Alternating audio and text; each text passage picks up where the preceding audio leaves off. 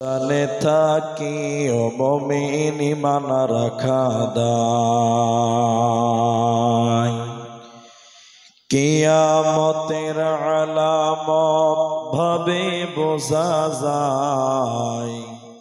সাবধানে থাকি ও মুমিন ঈমান রাখা দায়।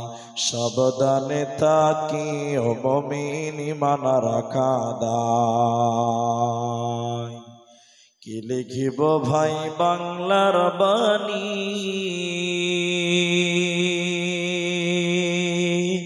লিখতে ঝরে চোখের পানি।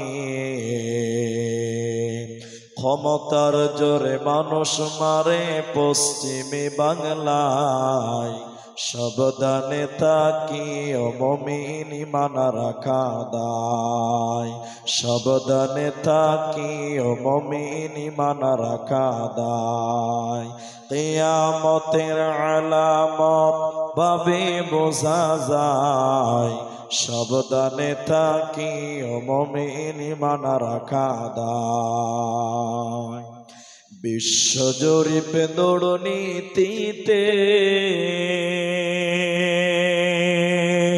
এ বাংলা ভাই এক নাম্বারে। ধর্ষণের সেঞ্চুরি উৎসব ভার্সিটিতে হয়।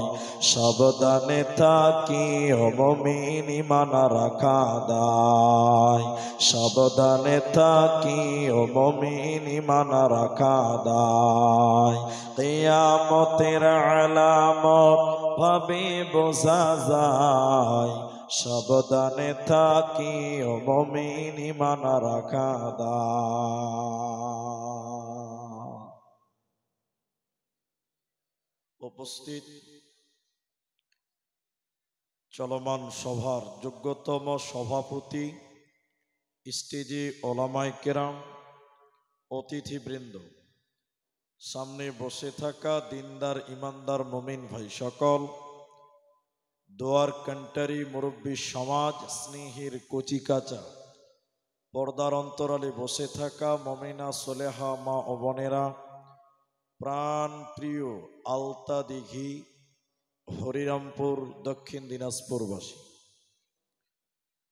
প্রশংসা করি সে মহান মনিবের দরবারে যে আল্লাহ তাবারাক ওয়া তাআলা আমাদেরকে এক মাদ্রাসা কেন্দ্রিক আয়োজিত মাহফিলে বসিয়ে কোরআন এবং হাদিসের আলোচনা করার, আপনাদের শ্রবণ করার যিনি তৌফিক ইনায়াত করেছেন, সেই মহান মনিবের দরবারে শুকরিয়া আদায় করি। আমরা সকলেই একবার বলি আলহামদুলিল্লাহ।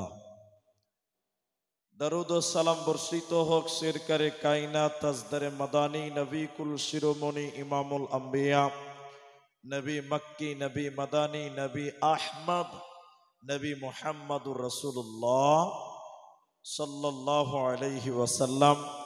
আল্লাহুম্মা আমিন। আল্লাহুম্মা সাল্লি আলাইহি, আল্লাহুম্মা বারিক আলাইহি।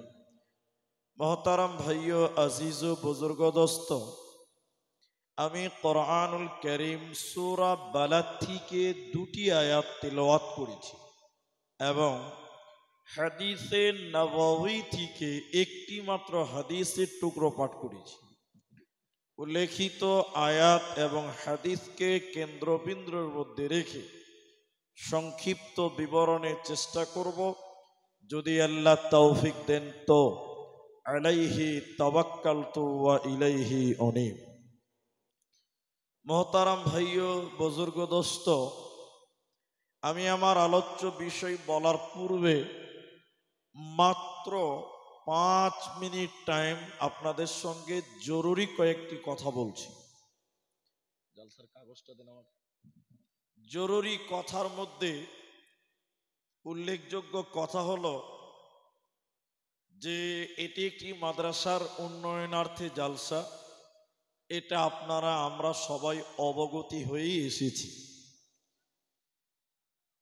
আপনাদের কাছে আমি বিনীত অনুরোধ করব যে আমি আপনাদেরকে কিছু কথা জিজ্ঞাসা করব, আপনারা মুখ খুলে জবান দিয়ে সবাই আমার সঙ্গে কথা বলবেন, একবার জোরে বলুন ইনশাআল্লাহ। মাশাআল্লাহ মাশাআল্লাহ। কেন যে আপনি যদি কথা বলেন তাহলে আপনার বুঝতে সুবিধা হবে আর আমাকেও বুঝাতে সুবিধা হবে।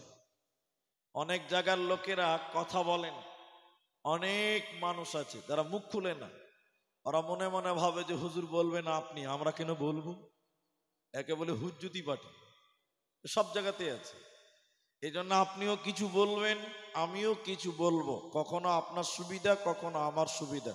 সবাই আর একবার বলুন ইনশাআল্লাহ। আমি আপনাদের সামনে অনলি ফর কোরআন, কোরআন সম্পর্কে কিছু কথা আলোচনা করব ইনশাআল্লাহ। কারণ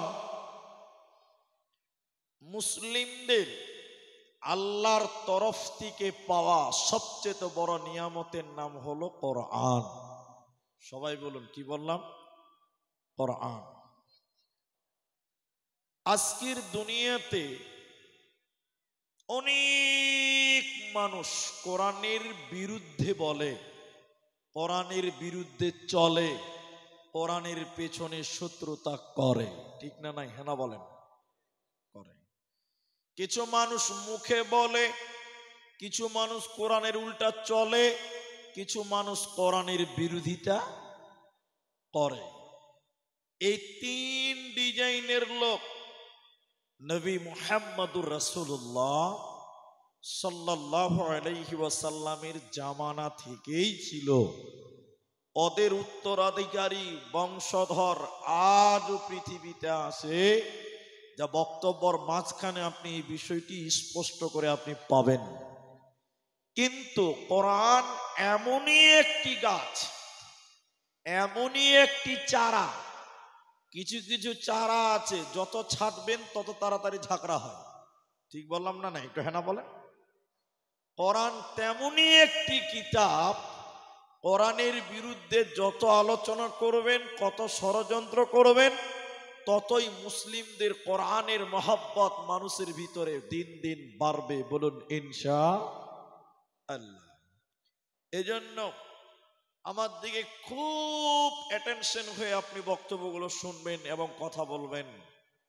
24 ঘন্টার বুকে আসমানের নিচে জমিনের উপরে সবচেয়ে বেশি যে কিতাবটা তেলাওয়াত করা হয়, ওই কিতাবটার নাম কি? সবাই বলুন কোরআন। বলুন সুবহানাল্লাহ। কোরআন সবচেয়ে বেশি তেলাওয়াত করা হয়, তত তেলাওয়াত পৃথিবীতে আর কোনো বইকে করা। কিন্তু ইতিহাসের অপর পিঠটা তুলে দেখেন, কোরআনের বিরুদ্ধে যত বই লেখা হয়েছে পৃথিবীতে অন্য কোনো বইয়ের বিরুদ্ধে তত কিতাব লেখা হয়নি। কিন্তু যতই কোরআনের বিরুদ্ধে গিয়েছে বা বলছে বা লিখছে, কোরআনকে পৃথিবীতে দাবানো বসানো যাবে না। এর নাম কোরআন। সবাই বলুন সুবহানাল্লাহ। আমরা মুসলিমরা আল্লাহর তরফ থেকে পেলাম কোরআন, এটা নিয়ামত। অথচ আমরা মুসলমানেরা কোরআন জানি না, কোরআন বুঝি না, কোরআনের ইতিহাস জানি না, কোরআনের অস্তিত্ব জানি না, কোরআনের গির্জা জানি না, কোরআনের টার্গেট জানি না। এরপরও বুক বড় করে আমরা বলি আমরাই নাকি আবার মুসলমান, ঠিক কিনা যেটা বলেন? যে জাতি তার ধর্মগ্রন্থ জানল না, যে জাতি তার নিজের আদর্শ বই জানল না, সে জাতি কি করে কামিয়াব হতে পারে? এই জন্য মুসলমান, তোমাকে কোরআন জানতে হবে, কোরআনের ইতিহাস জানতে হবে, কোরআনের অস্তিত্ব জানতে হবে। চলুন কোরআনের কাছ থেকে কিছু পরিচয়, কোরআনের কাছ থেকে কিছু কোরআনের পরিচয় আমরা জেনে নেই। কোরআনকে 4-5টা প্রশ্ন করব, কোরআন সেই উত্তরগুলো দিবে। একবার জোরে বলুন সুবহানাল্লাহ। কোরআনকে বলেন, কোরআন তুমি কোন জায়গা থেকে এসেছিলে তুমি বলো। কোরআনকে বলবেন, কোরআনকে, কোরআন জবাব দিবে। কোরআনকে বলবেন তুমি কোথায় এসেছো সেটাও বলো, কোরআন সেটাও বলবে। কোরআন বলছে বিসমিল্লাহির রহমানির রহিম লা উকসিমু বিহাযাল বালাদ। কোরআন বলছেন আমি দুইটি শহর কেন্দ্রিক নাজিল হয়েছে। ওই দুইটি শহর রায়গঞ্জ বালুরঘাট নয়, রায়গঞ্জ মালদা নয়, ওই দুইটি শহর কোরআনী স্থান পেয়েছে। একটা মক্কা মুকাররমা, অপরটি মদিনা মুনাওয়ারা। কোরআনে যত সূরা আছে কোনটা মক্কাতে কোনটা মদিনাতে আল্লাহ অবতীর্ণ করেছে। এজন্য কোরআন বলছেন আমি মক্কা এবং মদিনায় এসেছি মুসলমান। কোরআনকে দ্বিতীয় প্রশ্ন করেন কোরআন, হে কোরআন তুমি কোথায় থেকে মক্কা মদিনায় এসেছিলে তুমি বলো, তোমার আসল ঠিকানা কোন জায়গায় ছিল তুমি বলো। কোরআন বলছে শুনে নাও, বাল হুয়া কুরআনুম মাজিদ ফি লাওহিন মাহফুজ। কোরআন বলছেন আমি আরশের উপরে লৌহে মাহফুজের ভিতরে আমি ওই জায়গাতে ছিলাম। ওখান থেকে দীর্ঘ 23 বছর সময় আমার পৃথিবীতে আগমন হয়েছে। কোরআনকে 3 নাম্বার প্রশ্ন করেন কোরআন তুমি কখন এসেছিলে তুমি বলো, কোন দিনে তোমার আগমন হয়েছে বলো। কোরআন বলছে শাহরু রমাদানাল্লাযী উনজিলা ফীহিল কোরআন। কোরআন বলছে বান্দারে আমি রমজান মাসে এসেছি মুসলমান, আমার রমজান মাসে আগমন হয়েছে। কোরআনকে চতুর্থ প্রশ্ন করেন কোরআন রমজান মাসে তুমি কখন এসেছিলে, দিনের বেলায় না রাত্রি বেলায়, সন্ধ্যা বেলায় না সকাল বেলায়, কোন জায়গায় তুমি বলো। কোরআন বলছে বান্দা ইন্না আনজালনাহু ফি লাইলাতিল কদর, রমজানের শেষের 10-এর পেজরের রাত্রিতে আমার আগমন হয়েছে, কদরের রাত্রিতে আমার পৃথিবীতে আগমন হয়েছে। অতএব লাইলাতুল কদরে রমজান মাসে কোরআন পৃথিবীতে এসেছে। কোরআনকে 5ম নম্বর প্রশ্ন করেন কোরআন তুমি কেন কেন কেন কেন তুমি এসেছো কেন বলো, তোমার উদ্দেশ্য কি তুমি বলো, তোমার টার্গেট কি তুমি বলো, তুমি কেন পৃথিবীতে এসেছো কোরআন তুমি বলো। কোরআন বলছে হুদাল লিন্নাস, কোরআন বলছে হুদাল লিন্নাস, আমি মানুষের হিদায়াতের জন্য, মানুষকে হিদায়াত দেওয়ার জন্য, জান্নাতের রাস্তা দেওয়ার জন্য, মানুষকে সাফল্য কাম করার জন্য, হুদাল লিন্নাস মানুষকে জান্নাতি বানাবার জন্য আমি কোরআনের পৃথিবীতে আগমন হয়েছে। অতএব মুসলমান কোরআন পৃথিবীতে তোমাকে হিদায়াত দেওয়ার জন্য এসেছে, এরই নাম কোরআন। বলুন সুবহানাল্লাহ। এবার সবাই বলেন আমার সঙ্গে, কেউ মুখ খুলতে বাদ থাকবেন না, সবাই বলেন কোরআন পৃথিবীতে তাহলে এসেছে কেন? হিদায়াতের জন্য। এতটি লোক একটু বলেন না যে ভাই কিসের জন্য এসেছে? হিদায়াতের জন্য। মাশাআল্লাহ মাশাআল্লাহ। কিন্তু একটু গোলমাল হয়ে গেছে। গোলমাল কোন জায়গা বলুন তো? অনেক মানুষ কোরআন থেকে হিদায়াত গ্রহণ করে না। কি করে বলুন তো? কোরআন দিয়ে তাবিজ বানিয়ে কোমরে বাঁধছে। আপনার দিকে মনে হয় নাই নাকি গো? এরা বলে না কথা, সবাই বলুন আছে না নাই? কোরআন এসেছে হিদায়াতের জন্য। অনেক মানুষ কোরআন থেকে হিদায়াত গ্রহণ করে না, ওইটা তাবিজ ব্যবহার করছে। এটা কি তাবিজের জন্য এসেছে ভাই? আপনার দিকে লোক তাবিজ দেয়, তাহলে বুঝা যাচ্ছে। এটা আপনারা মুখ খুলে বলেন, তাবিজটা কে দেয় ভাই? হ্যাঁ, আস্তে আস্তে বলছে মুলবিরাই দেয়, মানে জুড়ে বলছে না যে মুলবি সাহেবরা বসে আছে এতটি মুলবির নাম বলবো। কিন্তু সব মুলবির আবার দেয় না, সব মুলবিরা দেয় যে দেয় না। তাহলে একটু দেখেন, এটা ওটা বলছি, একটু দেখেন আমার দিকে। আমি যখন মাদ্রাসায় পড়তাম, সে আজ থেকে 15 বছর আগেকার গল্প করছি, এটা 15 বছর আগেকার কথা।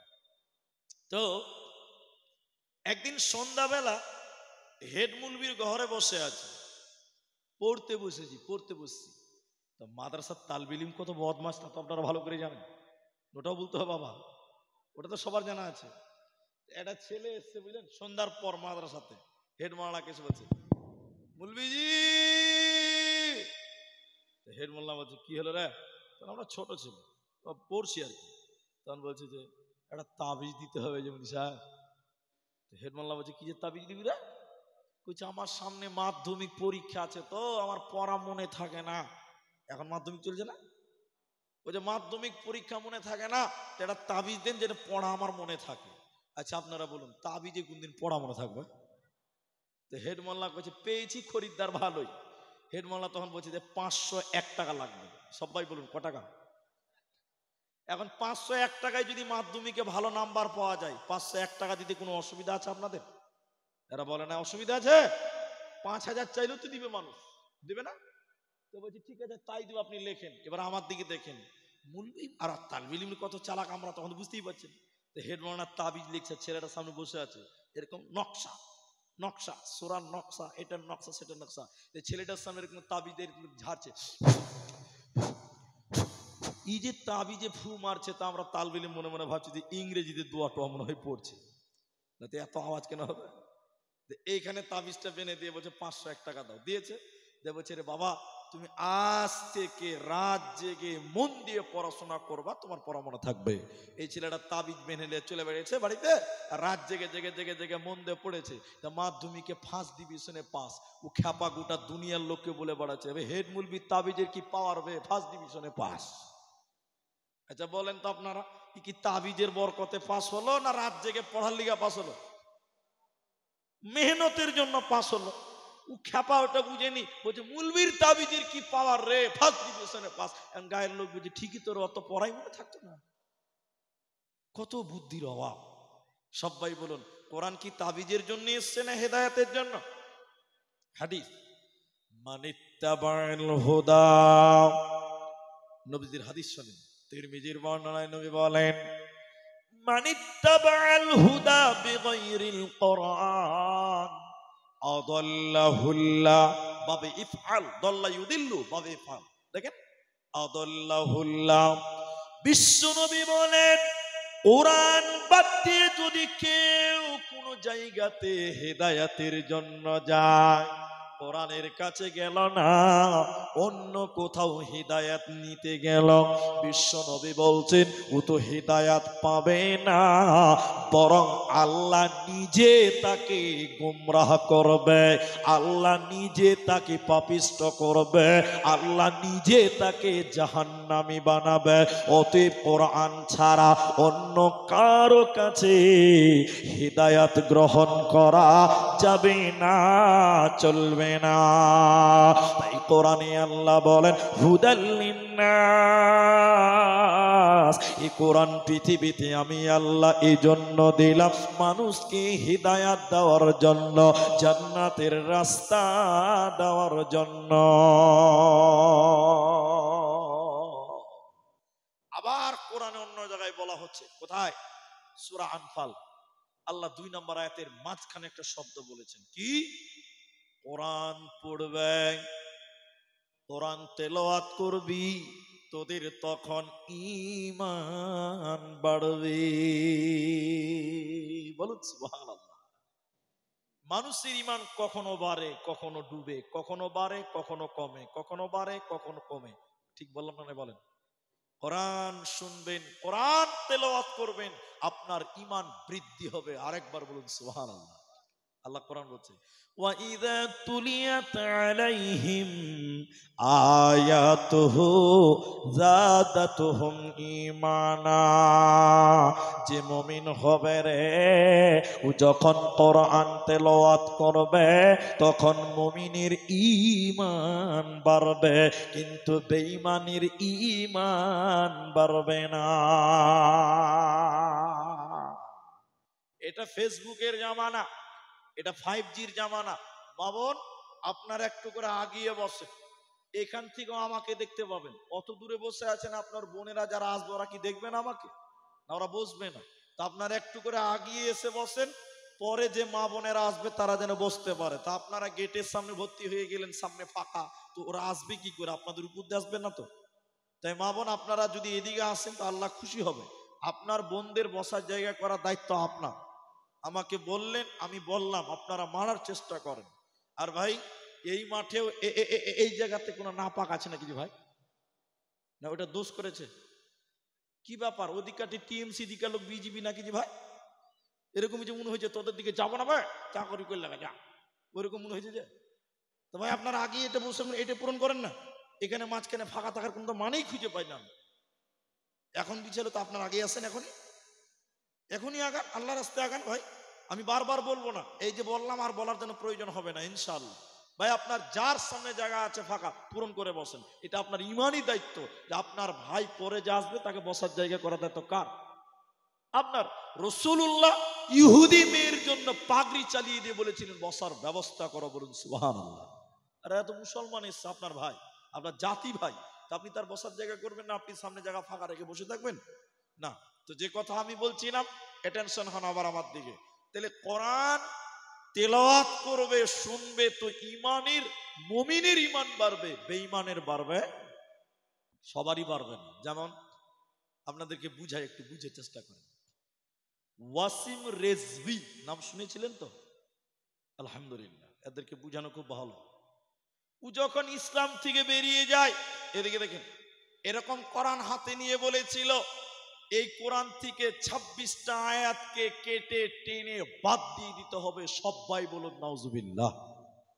কোরআন থেকে আয়াত বাদ হয়ে যাক, কে কে চান হাত তোলেন। ওই যে একজন চেয়েছে, দুজন চাইছে, ওরা চাইছে কোরআন থেকে আয়াতগুলো বাদ দিয়ে দেওয়া হোক। কত বুদ্ধিমান লোক জি। হ্যাঁ, এরা বলছে যে কোরআন থেকে আয়াত বাদ দেওয়া হয়েছে, ঠিক আছে হাত তুলে। এরকম না হলে হয় জি ভাই, এখন তো 9টা বাজে ধরে ভাই, এখনই যদি গোলমাল হয় তো সারা রাত পড়ে আছে ভাই। আমরা কেউ চাই না, আমরা কেউ চাই ভাই? চাই না। কিন্তু বেঈমান তিনি বলেছিলেন এই কোরআন থেকে 26টা আয়াতকে কেটে বাদ দিয়ে দাও। মুসলমান কোনোদিন সেটাকে মেনে নিতে পারে না। এবার আপনাদের যেটা জিজ্ঞাসা করছি, তথ্য সহ বলছি, বুঝেন। তাহলে ওয়াসিম রিজভী কোরআনের 26টা আয়াতকে চিহ্নিত করেছিল, তাহলে সে কোরআনটা পড়েছে কি পড়েনি বলেন? এতটি লোক জোরে বলুন, পড়েছে না নাই? পড়েছে। তো পড়লো তো ওর যে ইমানই বাড়লো না, ও তো ইমানের কমে গেল, অত ইমান কমলো। আল্লাহ বলছে ইমান বাড়বে, জাদাতুহুম ঈমানা, ওর ইমান বৃদ্ধি হবে। এর ইমান বাড়লো না কেন? ছোট্ট একটা উদাহরণ দিব, বুঝতে পারবেন। একটু করে বলবো, তাহলে বুঝতে পারবেন। আমার দিকে দেখেন, এই যে রাস্তাতে একটা গাড়ি বের হয়েছে, তার নাম টোটো। টোটো বলেন তো আপনারা? টোটো বলে, কেউ টুকটুকি বলে, আর আমাদের দিকে বলে পিলপিলি। ওটা শিখে রাখবেন, কি বলে? পিলপিলি। তো এই গাড়িটা চলে ব্যাটারিতে। এখন আপনাদের এই স্ট্যান্ড, আলতা দিঘি এই স্ট্যান্ডে একটা লোক দোকানদার, ও খালি ব্যাটারি চার্জ করে। 12-13টা ব্যাটারি চার্জ করছে। একটা খ্যাপা বুঝেন তো, পাগল, ওই প্লাস্টিকের ব্যাটারি দেখছে, আর বড় বড় করে দেখছে, বলছে তো ভাই এই মোটা মোটা প্লাস্টিক গুলো কি হয়েছে গো, কত খ্যাপা, ব্যাটারিকে প্লাস্টিক বলছে। দোকানি দেখছি তো পাগলা ছেলে, একে তো বুঝানো যাবে না। দোকানি বলছে, রে খ্যাপা, এই প্লাস্টিক গুলোর ভিতরে কারেন্ট ভরছি রে, বাড়িতে রাতের বেলায় আলা জ্বলবে। খ্যাপা মনে মনে ভাবছে যে প্লাস্টিকেও কারেন্ট ভরা যায়। বলছে হ্যাঁ যায়। তখন ও খ্যাপা ভাবছে, তাহলে আমার বাড়ি আর অন্ধকার কেন থাকবে? ও তাড়াতাড়ি বাড়ি গেছে। ওর বাড়িতে বড় বড় প্লাস্টিকের বালতি ছিল 10টা, সবটি বেঁধেলে চলে এসছে। বলছে আমার বালতিতে খানি কারেন্ট ভরে দাও, বাড়িতে আলা জ্বালাবো। আচ্ছা আপনারা বলুন, ওর বালতিতে কারেন্ট ঢুকবে? সবাই বলুন ঢুকবে। দোকানি মাথা নামো করে বলছে, এই খ্যাপা, তোর প্লাস্টিকে কারেন্ট ঢুকবে না। তখন ও জামা গুটাইছে, মার বাবা, এখনি বললি যে কারেন্ট ভরছি প্লাস্টিকের, আমার বেলায় চলবে না মানে ভাইলাম কুজি। দোকানি ভয়ে থরথর করে কাঁপছে, কোথায় যে মারবে, খ্যাপার কেউ বিচার করতে পারবে না। এটা লোক তখন বলছে, ভাই ওর দোকানের প্লাস্টিক ব্যাটারিতে কারেন্ট ঢুকবে, তোর ঢুকবে না কেন? তোর প্লাস্টিকের বালতিতে ঢুকবে না কেন? এ দুটির মধ্যে বিরাট বড় তফাৎ আছে, ফারাক আছে। তফাৎ কোন জায়গায়? একটু আমার দিকে দেখেন, ব্যাটারির ভিতরে এসিড আছে, তামা আছে, ইঞ্জিল আছে, পানি আছে, এর জন্য ব্যাটারির ভিতরে চার্জ হবে, কারেন্ট ঢুকবে। আর পাগলের প্লাস্টিকের বালতির ভিতরে কিছুই নাই, হাওয়া আছে। কিয়ামত পর্যন্ত তার লাগিয়ে রেখে দিল, ওর ভিতরে কিন্তু চার্জ হবে না। আল্লাহ কুরআনে বললেন, শোনা, ওয়া ইযা তুলিয়াত আলাইহিম আয়াতুহু যাদাতুহুম ঈমানা। যে মুমিন হবে, আল্লাহর কালাম বিশ্বাস করে, যে কোরআন তেলাওয়াত করবে, কোরআনটা আল্লাহর কিতাব, আল্লাহর নাযিলকৃত বিধান, এই বিশ্বাস করে যে কোরআন তেলাওয়াত করবে, ওর ঈমান বাড়বে। আর যে সন্দেহ করে কোরআন তেলাওয়াত করবে, ওর ঈমান বাড়বে না, বাড়বে না, বাড়বে না। তাহলে ওয়াসিমের রিজবির ঈমান বাড়ল না কেন? সন্দেহ করে কোরআন তেলাওয়াত করেছিল, যাচাই করার জন্য। আল্লাহ বলেন, ওর ঈমান বাড়বে না, বাড়বে না, এরই নাম কোরআন। আল্লাহ তাবারাক ওয়া তাআলা সূরা বাকারা সূরা নাম্বার 2 পারা নাম্বার 2 রুকু নাম্বার 21 লাইন নাম্বার 12 আয়াত নাম্বার 177 এর মাঝখানে আল্লাহ বলেছেন, ওয়াল কিতাব, আমার যত কিতাব আছে রে, আমার যত আসমানি কিতাব আছে, পামানা ওয়াল কোরআন, এই কোরআনের উপরে তোদের ঈমান রাখতে হবে যদি তোমরা জান্নাতি হতে চাও।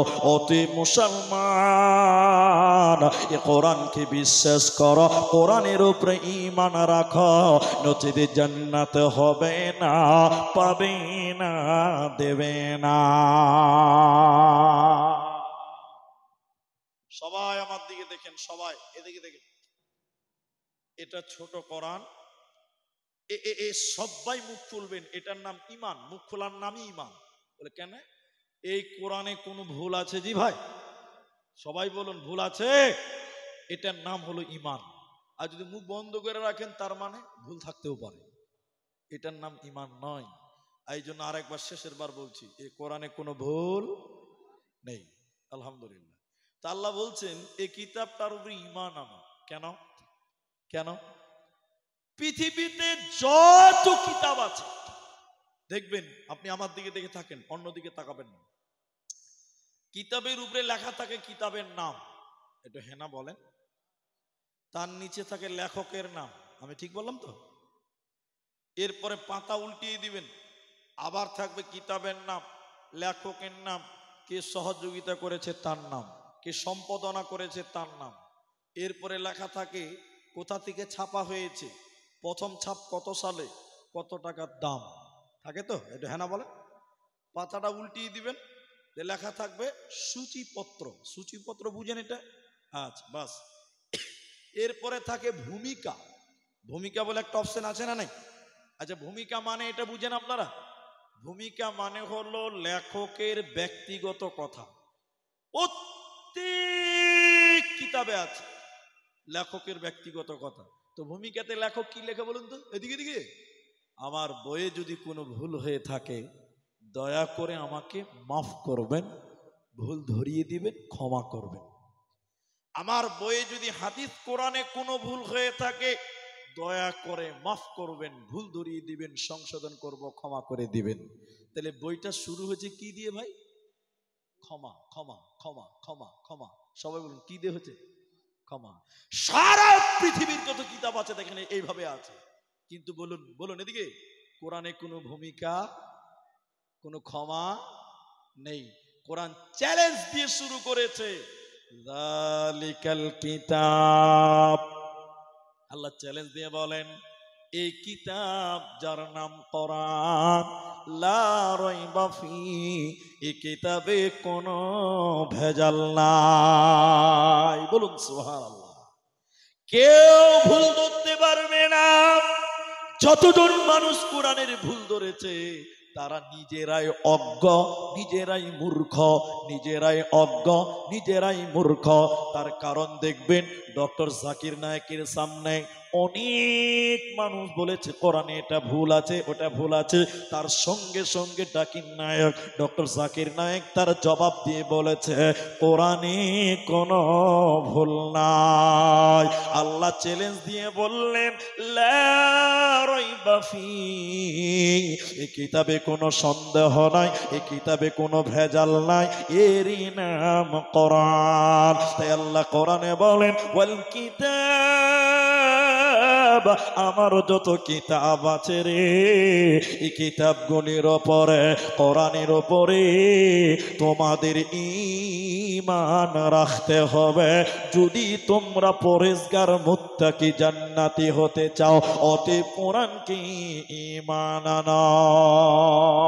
মক্কার মুশরিকেরা, মক্কার মুসলিমেরা, মক্কার কাফিরেরা এই কোরআনকে বিশ্বাস করে না।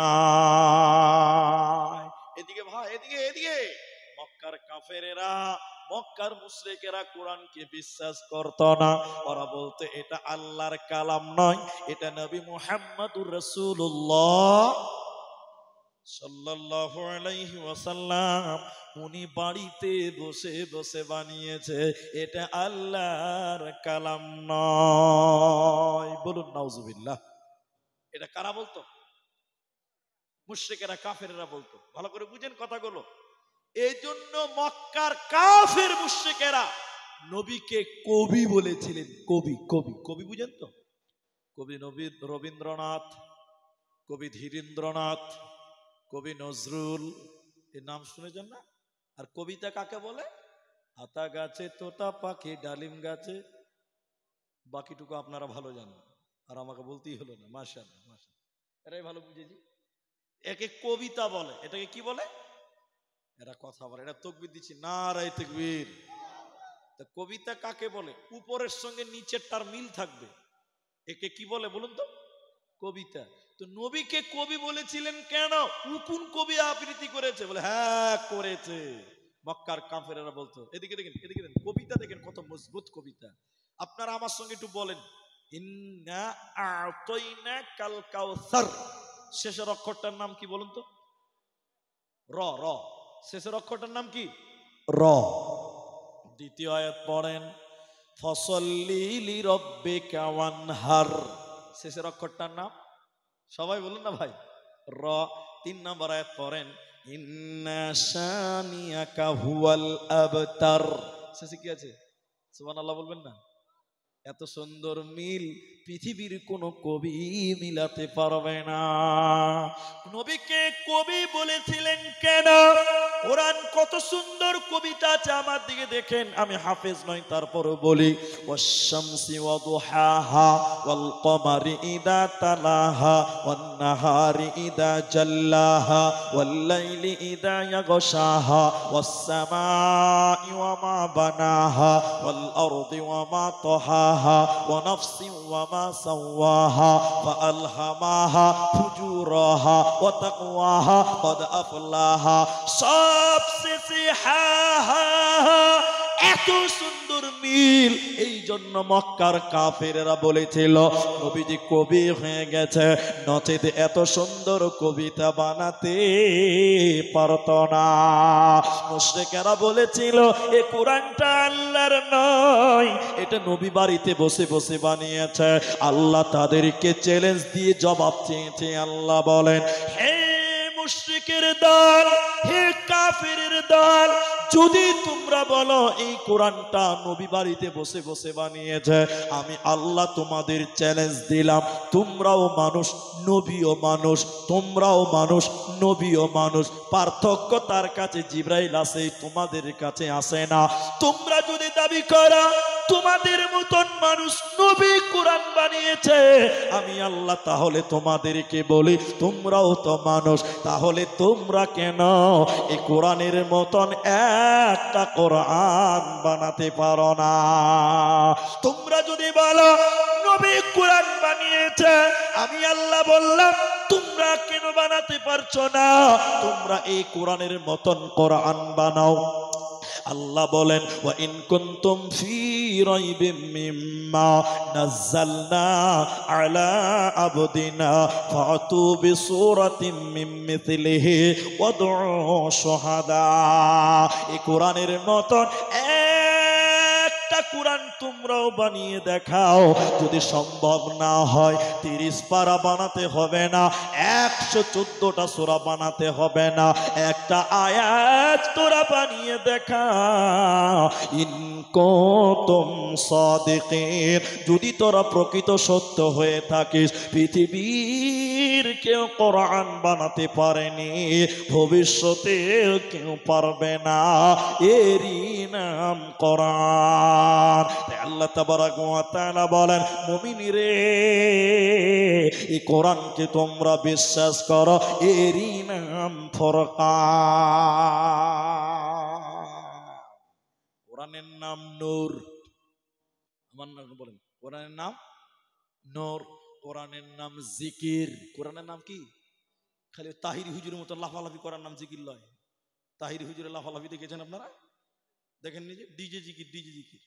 হ্যাঁ, কোরআনের নাম নূর, কোরআনের নাম তানজিল, কোরআনের নাম জিকির, কোরআনের নাম ফুরকান, কোরআনের নাম বুরহান, কোরআনের নাম করিম, কোরআনের নাম হাকিম, কোরআনের নাম মাজিদ। এইভাবে কোরআনের 56টা নাম তাফসীরের ভিতরে পাওয়া যায়। সবাই বলুন কটা?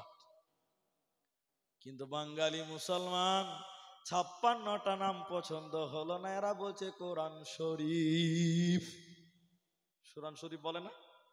আপনার দিকে মনে হয় বলে না, কম বলে। কিন্তু কোরআন শরীফ কোথায় লেখা আছে কেউ দেখাতে পারেন যে হাদিসের অমুক পাতাতে আছে? নেই। একটা একটা করে 56টা নামের কথা পাওয়া যায়, কোন জায়গায় কোরআন শরীফ লেখা নাই। মুসলমানকে 56টা পছন্দ হলো না, নিজে বানিয়ে বানিয়ে বলছে কোরআন শরীফ। আমি এক জালসাতে বলেছি, তখন একটা লোক বলছে কোরআন শরীফ বললে অসুবিধা কি আছে? আর আমি বললাম আপনার নাম? বলে জমশেদ। বলে আপনাকে যদি আমি ইডিয়েট বলি কেমন লাগবে? আমার বাবা জমশেদ রেখেছে, তুমি ইডিয়েট বলো? তা আল্লাহ তার কোরআনের 56টা নাম দিয়েছে, তো ওটা বাদ দিয়ে তুমি একটা নিজে বানালা, আল্লাহর রাগ হবে না? এরা বলে না কথা হবে না? তখন গাল চুলকাইছে যে মুরগি তো ঠিকই বলছে রে। হ্যাঁ, ফাইজলামু করার জায়গা পাও না। শুনিলেন কোরআন, তাই আল্লাহ বলছেন এই কিতাবের প্রতি তোমরা ঈমান আনো। যেমন সাহাবীরা ঈমান এনেছিলেন, যেমন সাহাবীরা বিশ্বাস করেছিলেন, ওই রকম তোমাদেরও ঈমান রাখতে হবে। শুনিলেন মক্কার বিভিন্ন অঞ্চল থেকে, মক্কার বাইরে থেকে বিভিন্ন জায়গার মানুষেরা কাবা তাওয়াফ করতে আসতো। আমাদের নবীর আগেও কাবা ছিল। আদম আলাইহিস সালাম থেকে প্রথম বানিয়েছে ফেরেশতা। প্রথম বানিয়েছে কে? এরা বলে না কে? ফেরেশতা। আদম নবী এলো, এই একটা একটা করে নবী আসছে। হযরত নূহ আলাইহিস সালামের সময় প্লবনে সব ভেঙে তছনছ হয়ে গেছিল, গোটা পৃথিবী ডুবে গেছিল, ইতিহাস অনেক লম্বা আছে। আবার কাবা বানানো হলো, এই করে করে ইব্রাহিম এলো, ইসমাইল বাপ বেটাতে কাবা বানালো, ওইরকম কাবা ছিল। নবীদের ইসলাম দেখেন কোরআন কি জিনিস। মক্কার চতুর্দিক থেকে যখন লোকেরা কাবা তাওয়াফ করতে আসতো, আবু জাহাল, উতবা, সাইবা যারা ছিল, এরা বলছে ও বিদেশি লোকেরা, আমাদের এখানে একজন পাগল আছে, তোমরা সেই পাগলের কথা শুনবে না। পাগল মানে নবী মুহাম্মদুর রাসূলুল্লাহ। তো বিদেশি লোকেরাও খুব চালাক, ওরা বলছে ই কোন সাংঘাতিক পাগল রে ভাই, যার জন্য এলান করে বেড়াচ্ছে। এলান করছে তো করছে, দেখতে মানা করে না, ওর কথা শুনতে মানা করছে। ইভের কোন ডিজিটাল পাগল জি ভাই? আচ্ছা, এই গ্রামে আমি এলাম, টোটো তো করে বলে বেড়াচ্ছে জালসাতে একটা পাগল আছে, তার কথা কেউ শুনবে না। তখন আমার মনে মনে একটা সন্দেহ জাগবে, ইভের কোন পাগল রে ভাই? জাগবে কি জাগবে না? এরা বলে না কথা জি ভাই, জাগবে। তো নবীকে কেউ চিনতো না, ওই উতবা, সাইবা, আবু জেহেল এরা পাগল নামে নবীকে আরো ফেমাস করে দিয়েছেন, বলুন সুবহানাল্লাহ। এবার বিদেশি লোকেরা বলছে আছে পাগলের কথা শুনতে মানা করছে, দেখতে তো মানা করে না, চলো পাগলটা আমরা দেখবো। পাগলটা দেখবো, তখন আরেকজন বলছে কি করে দেখবি রে, শুনবি না তো দেখবি কি করে? বলছে আরে বোকা কোথাকার, কানের ভিতরে আঙুল ভরে দে, কিচ্ছু শুনতে পাবি না, দেখতে তো ঠিকই পাবি। হাজি ভাই কানের ভিতরে আঙুল দিয়েছে, কানকে জাম করে চলে গেছে পাগল দেখার জন্য। বিশ্ব নবী কাবার সামনে যে পাথর, হাকিমের পাথর, ওই পাথরে নবী যে হেলান দিয়ে, কেউ বলেছেন সূরা কাহাফ, কেউ বলেছেন সূরা রহমান তেলাওয়াত করছিলেন। নবীজির সামনে এরা যখন কান বন্ধ করে নবীজির সামনে দাঁড়ালো, নবীজির চেহারা, নবীজির সূরত দেখে তারা অবাক হয়ে বলেছিল, এটা কোনদিন পাগল হতে পারে না, পারে না, পারে না। পাগলকে দেখলে চেনা যাবে, পাগলকে দেখলে বোঝা যায় এত সুন্দর নোরানি চেহারা, ইনি কোনদিন পাগল হতে পারে না। তখন কি করলো, তারা নিজের কান থেকে আঙুলগুলো বের করে দিল। নবীজির মুখে যখন কোরআন শুনলো, নবীজির জবানে যখন কোরআন শুনলো, ওরা বসে গেল, নবীজির হাতে কালেমা পড়ে তারা ঈমান আনলো। এজন্য কোরআন এমনই একটি মহব্বতের কিতাব, এমনই একটা মধুর কিতাব বন্ধুরে, যে শোনে তাকে কোরআন ভালো লাগে। আজ পর্যন্ত শুনেছেন যে কোরআন শুনতে বিরক্ত লাগছে কেউ বলেছে? বলুন বলুন বলুন না। একটা অনুষ্ঠান হয়েছিল বিদেশের মাটিতে, প্রত্যেক ধর্মগ্রন্থের ধর্মগুরুদেরকে ডাকা হয়েছিল, প্রত্যেকটা ধর্মগ্রন্থের গুরুদের, পণ্ডিতদের ডাকা হয়েছিল। খ্রিস্ট ধর্ম, বৌদ্ধ ধর্ম, ইহুদি ধর্ম, মুসলিম ধর্ম যত আছে সবাইকে ডাকা হলো। সবাইকে 5 মিনিট করে টাইম দেওয়া হয়েছে যে নিজের ধর্মগ্রন্থ তেলাওয়াত করো। 5 মিনিট করে দিয়েছে, তার বেশি দেবে? এরা বলে না যে গো, রাজা দিয়েছে, রাজা দাওয়াত করেছে, রাজা যে সে ব্যাপার। একজন একজন একজন একজন করে কোরআন নিজের ধর্মগ্রন্থ পেশ বুঝে, কে বেদ, কে বাইবেল, কে রামায়ণ, বিভিন্ন গ্রন্থ ওদের ধর্মগ্রন্থ তেলাওয়াত করছে। 5 মিনিট হয়েছে, চলে গেছে।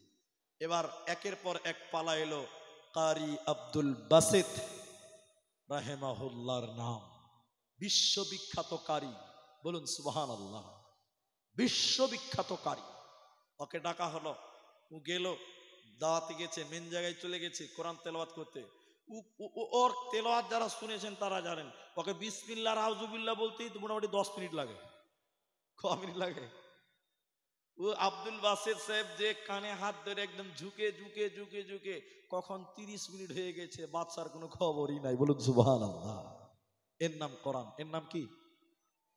আবু জাহাল, উতবা, সাইবা এরাও বলতো কোরআনে আছে, তারা বলে বেড়াতো ক্বালাল্লাযীনা কাফারু লা তাসমাউ লিহাযাল কোরআন।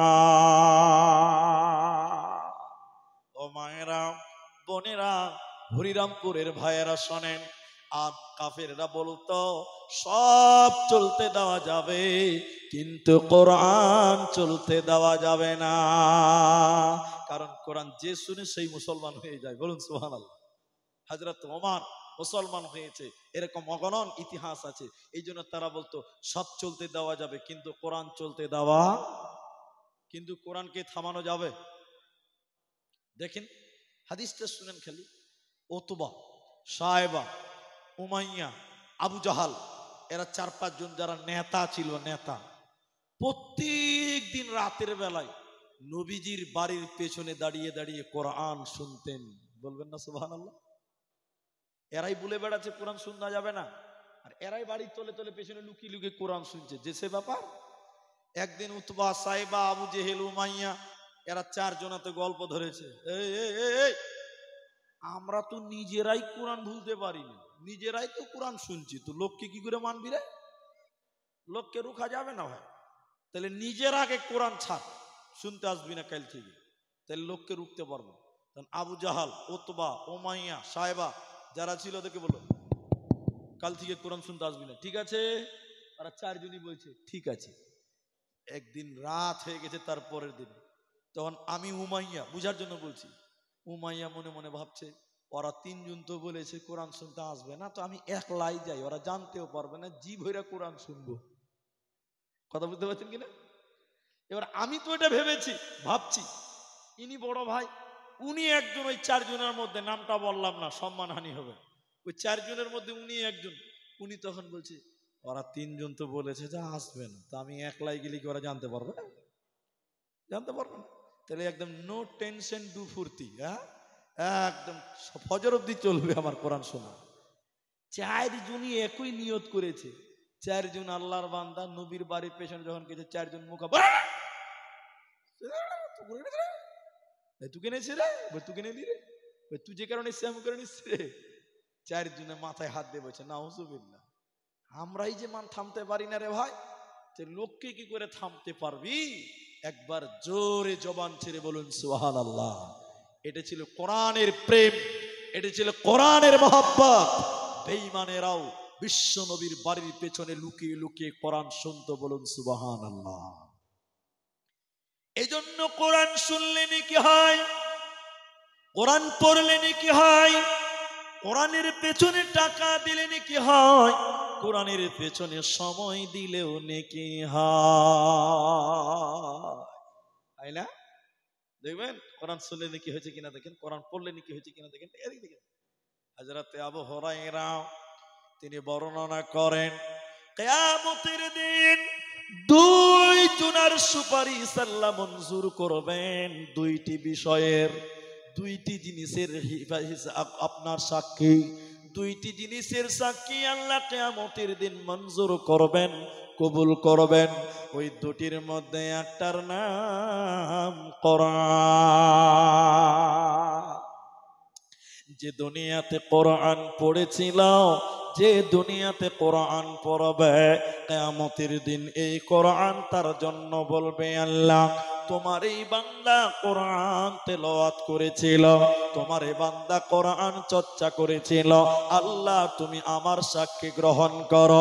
আল্লাহ কোরআনের সাক্ষী গ্রহণ করবে আর ওই লোককে ক্ষমা করে জান্নাতে দেবে, এর কোনো চিন্তা রবে না, রবে না।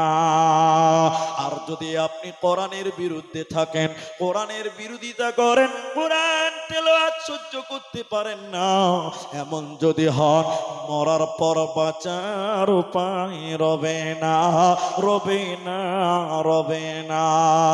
যদি কোরআন হাদিস না মানি জীবনে,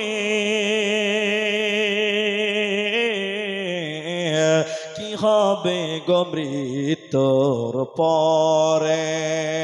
যদি কোরআন হাদিস না মানি জীবনে, কি হবে গো মৃত্যুর পরে?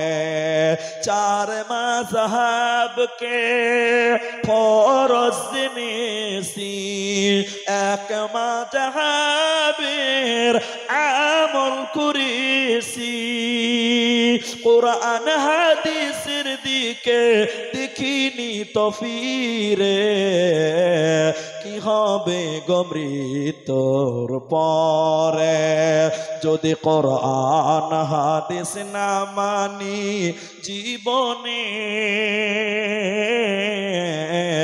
কি হবে গো মতের পরে? কি হবে গো মৃত্যুর পরে? এরই নাম কোরআন। আরো দুটি বলবো, একটা যুক্তি দিব, একটা আয়াত পড়বো, যে কোরআন পড়লে নেকি আছে না নাই? বাবা আছে না নাই? আছে। দেখেন যুক্তিটা শুনে না গো। আমি আজকের জালসার প্যান্ডেল মানে রাস্তাঘাট অতটা ফলো করিনি, মাঝে মধ্যে করি, কিন্তু আজকে করিনি। আমি বলছি না যে আমি ক্লান্ত, এটা আমি বলছি না। আমি দিনেও প্রোগ্রাম ছিল আমার, যারা আমাকে ফেসবুকে দেখেন তারা দেখেছেন যে আমি আসর থেকে মাগরিব অবধি একটা জলসা করে এলাম উত্তর দিনাজপুর থেকে।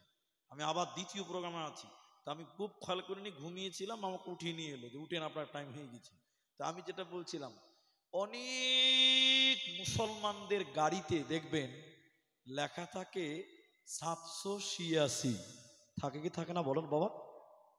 অনেক মুসলমানদের বাড়ির দেওয়ালে আছে 786, পেছনের লোকটি কথা বলছেন না, থাকে কি থাকে না বলেন? থাকে। অনেক মুসলমানদের মসজিদেও লেখা থাকে 700। আমি ভুল বললাম না কি গো? আমি একটা জালসার নাম বলছি, জায়গার নাম বলি, খড়দত্তপাড়া, পূর্ব বর্ধমান। একবারই গিয়েছিলাম জালসাতে, দুবার। এবার দাওয়াত করেছিল 21শে নভেম্বর না 21শে ফেব্রুয়ারিতে ডেট আছে, আমার ডেট ফাঁকা নাই, তাই ডেট হয়নি। তো আমি যে বলছি শুনুন, জালসাতে স্টেজে যাচ্ছি তখন রাত 1টা বাজে। এই রাস্তাতে একদম লাইটিং ফাইটিং করেছে, খুব গুরুত্বপূর্ণ কথা বলবো এখন, শুনে এটা বিরক্ত লাগবে। তো গেটের মাঝখানে কালারিং লাইট করে লেখা আছে 786। আমাদের বক্তা মানুষ তো একটু খুজুর খুজুর করতে ভালো লাগে। তা আমি রাতে স্টেজে উঠে এরকম করে মাইক ধরেছি, এরকম করে নাহমাদহু পরে পড়বো, আগে স্টেজে উঠি বললাম যে ভাই, আপনাদের জালসার গেটে বড় বড় করে লেখা আছে 786, এর মানেটা কি একটু বলবেন? একটা লোক এরকম পাঞ্জর থেকে বলছে, বক্তা সাহেব আপনি এটাও জানেন না? মানে কুটকুটি মেরে দে, এটাও জানেন না? আমি বললাম আমি জানি না বলেই তো বললাম, বলেন কি মানে? আমার দিকে দেখে নেই তো, আমাকে লোকটা বলছে, ও বক্তা সাহেব 786 মানে হলো বিসমিল্লাহির রহমানির রহিম। এটাই তো বলে আপনাদের দিকে,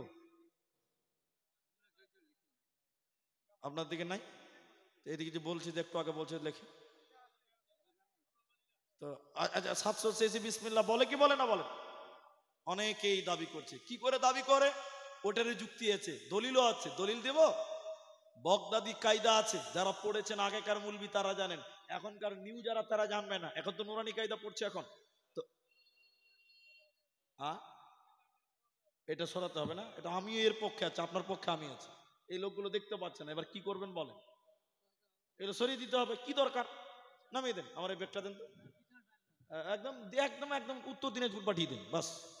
এদিকে রাখতেই হবে না, এগুলো এগুলো ভালো জিনিস নয়, একদম উত্তর দিনাজপুর দেন। ব্যাগটা দেন আমাকে, দেন এদিকে ভাবছি, ব্যাগ দেন, এটা উত্তর দিনাজপুর করে দেন। লোকগুলো বিহারে এত বড় বড় সারা রাত জালসা, স্টেজে ল্যাব গদি পেরে দিচ্ছে, সব নিচে বসো, লোকের দেখতে সুবিধা হয়েছে। ঠিক বললাম না? বলেন জি। তো আমি যে কথা বলছি, বলছে 786 মানে বিসমিল্লাহ। এখন আপনারা যেটি মানুষ আছেন, আচ্ছা 786 বিসমিল্লাহ হলো কিভাবে? এটা একটা প্রশ্ন, জাগবে কি জাগবে না? যে এইটা মুসলমানদের মাথায় এলো কি করে 786 বিসমিল্লাহ? শোনেন, বগদাদি কায়দাতে আল্লাহর 99 নামের আগে ছোট ছোট করে আলিফ বা লেখা আছে। এদিকে দেখেন, এদিকে আলিফের নিচে একটা অঙ্ক লেখা আছে, ধরেন 2, বার নিচে লেখা আছে 30, সিনের নিচে লেখা আছে 50, এরকম প্রত্যেকটা অক্ষরের নিচে কি আছে? একটা করে অঙ্ক। অঙ্ক। এখন বিসমিল্লাহ লেখেন, প্রথমে বা, তারপরে সিন, তারপরে মিম, তারপরে আলিফ, তারপরে লাম, তারপরে এরকম করে অক্ষরগুলো লেখেন। দেখছি যে বা সিন মিম, আচ্ছা বায়ের অঙ্ক কত? 2, লেখলো 2। সিনের কত? 3, লেখলো 3। মিমের কত? 30, লেখলো 30। এরকম বিসমিল্লাহর যতটি অক্ষর সবটির অঙ্ক লেখে হিসাব করে দেখা গেছে যে 786, বলছে এটাই মুসলমানের বিসমিল্লাহ। আচ্ছা আপনারা বলুন 786 বললে নেকি হবে? হ্যাঁ, আচ্ছা 786 কি করে বিসমিল্লাহ বলবেন গো? আচ্ছা আজকে আপনাদের গ্রামে গরু জবাই হয়েছে, কি জবাই হয়েছে? গরু জবাই হয়েছে কিনা? আচ্ছা গরু জবাই করার দোয়া কি? বিসমিল্লাহ আল্লাহু আকবার। এখন যদি কোনো কসাই বলে বিসমিল্লাহ বলবো না, 786 আল্লাহু আকবার, কে কে খাবে? হাত তুলো। আপনি খাবেন? কে খাবে বলো? যতই বড় মূল ফতোয়া দেখছে 786 কেটেছি, এটা হালাল হবে না। তাহলে বিসমিল্লাহ একটা ইবাদত। কোরআনের ভিতরে সূরা তাওবাতে বিসমিল্লাহ নাই, কিন্তু কোরআনের আরেকটা সূরাতে ডবল বিসমিল্লাহ আছে। এজন্য বিসমিল্লাহ কোরআনের আয়াত, এজন্য মুসলমান বিসমিল্লাহ বললে নেকি হবে, আর 786 বললে গুনাহ হবে। কি হবে বললাম? গুনাহ হবে, গুনাহ হবে। আর বিসমিল্লাহ বললে নেকি হয় কেন? বিশ্ব নবী বলেছেন, শুনে নাও, প্রতিটি অক্ষরে অক্ষরে 10টা 10টা করে নেকি দেওয়া হবে।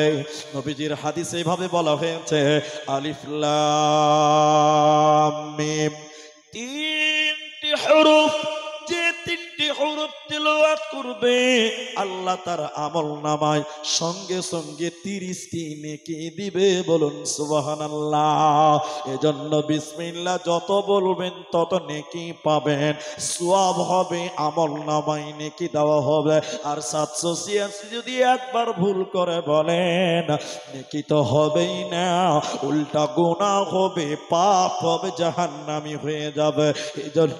এই জন্য কোরআন তেলাওয়াত করো, প্রতিটি অক্ষরে অক্ষরে 10টা করে নেকি দেওয়া হয়। তাই আমার আল্লাহ বলেন আকিমিস সালাতা লিদুনুকিস শামসি ইলা ওয়াসাকিল লাইল।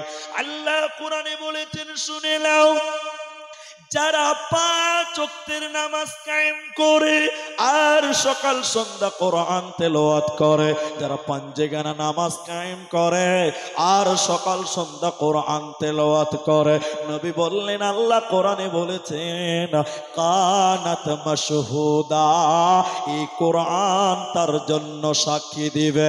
যার ব্যাপারে কোরআন সাক্ষী দিবে ওই লোক কোনোদিন জাহান্নাম যাবে না।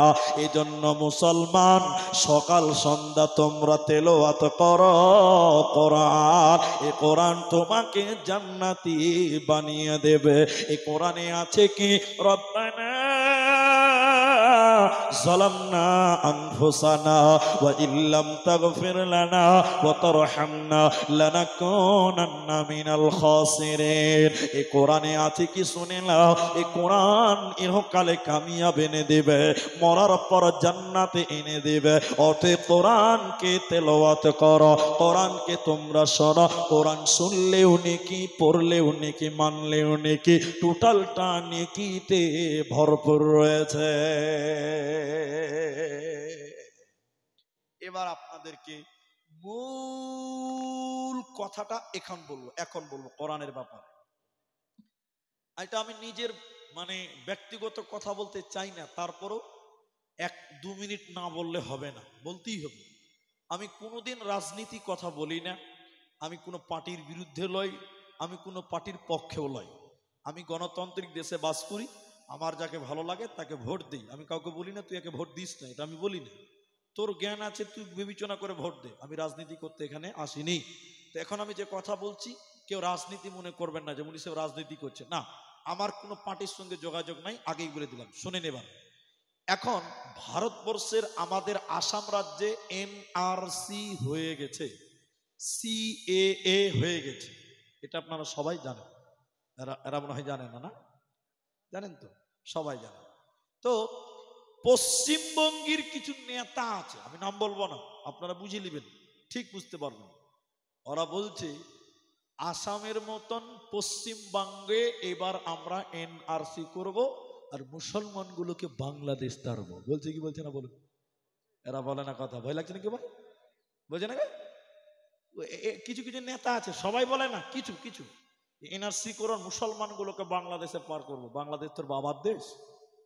শোনেন যে কথা আমি বলছি, আমি তাদেরকে বলতে চাই আমাদের আসামে এনআরসি হয়ে গেছে, মুসলমানকে বাংলাদেশ দিতে পেরেছে?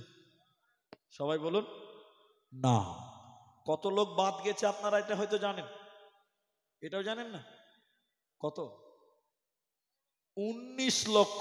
না না, ভুল জেনেছেন, 19 লক্ষ লোক বাদ গেছে। কত লোক বাদ গেছে? আচ্ছা, 19 লক্ষ কি সব মুসলমান? আপনি জানেন না? জানেন, দেখবেন এদেশে এই রাজ্যে যারা বলছে এনআরসি করবার, কান মূলে আসামে পাঠিয়ে দিবে, দেখে গা যা, তোর চাচাকে দেখে গা যা। আসামে 19 লক্ষ লোক বাদ গেছে, দেশের নাগরিকত্ব পায় নাই, এরা নাকি সবাই বাংলাদেশ। যাক, এটা তাদের ব্যাপার, ওটা আমি বলতে চাইছি না, ওদের হিসাব ওদের কাছে। কিন্তু আমি যেটা বলতে চাইছি, আপনি জানেন না 19 লক্ষর মধ্যে মিনিমাম অথবা ম্যাক্সিমাম মুসলমান বাদ গেছে, মোটামুটি কনফার্ম নয়, 5 লাখ। কত লাখ? 19 থেকে 5 বাদ দিলে কত থাকলো ভাই? এরা তাও জানে না কি যে 14, কে বলছে 13, কে বলছে 15। আরে ভাই, 19 থেকে 5 গেলে 14 থাকবে। এরা সব সায়েন্সের ছাত্র বসে আছে সব। হ্যাঁ, আচ্ছা, শুধু হিন্দু মুসলমান দেশে আছে না আর অন্য কিছু আছে? অবশ্যই আছে, ইহুদি খ্রিস্টান নাই গো? আছে। আমি ওখান থেকে মনে করলেন আরো 2 লক্ষ বাদ দিলাম, 14 থেকে 2 বাদ গেল, থাকলো কত? 12। মুসলমান বাদ গেছে কত? 5 লাখ। আর তোরা কতটি? সবাই বলুন নারায়ে তাকবীর। মুসলমানকে দেশ থেকে তাড়াতে পারবে? তুমি নিজের কাগজ আগে জোগাড় করো। আমার বাপের কাগজ আমার কাছে আছে, ঠিক কিনা জোরে বলেন। তোমরা 12 লক্ষ, আমরা মাত্র 5 লক্ষ। আরেকবার বলুন নারায়ে তাকবীর। মুসলমানকে বাংলাদেশ পাঠাবি দূরের কথা, তোমরা রেডি হয়ে যাও, তোমার বাপার বাড়ি কোথাও, ওটাকে প্রমাণ করো, ঠিক কিনা জোরে বলেন। তা আমি এই কথাগুলো কেন বললাম? এতে একটা কারণ আছে। আমি কোনো বলেছি আগে রাজনীতি কথা নয়। এদের চাচার চাচার চাচার ভাইরা ভাইয়ের 17 গোষ্ঠীর আগে তারা কারা? তারা ছিল ইংরেজ। এই ইংরেজেরা বলেছিল, কি বলেছিল? ওদের দুটো স্লোগান ছিল। এক, ওলামা কো তারো। ওলামা কো তারো কেন জানেন? ভারত স্বাধীনতার ব্যাপারে সবচেয়ে প্রথম সারিতে যারা অবদান রেখেছিল মুসলমানদের, তারা ছিল ওলামায়ে কেরাম। বলুন সুবহানাল্লাহ। কিন্তু ইতিহাস নাই, এগুলো সব ডুবে গেছে। এগুলো জানতে গেলে গোলাম মুর্তজার বই পড়বেন, তাহলে পাবেন। বাস, আর কিছু বললাম না।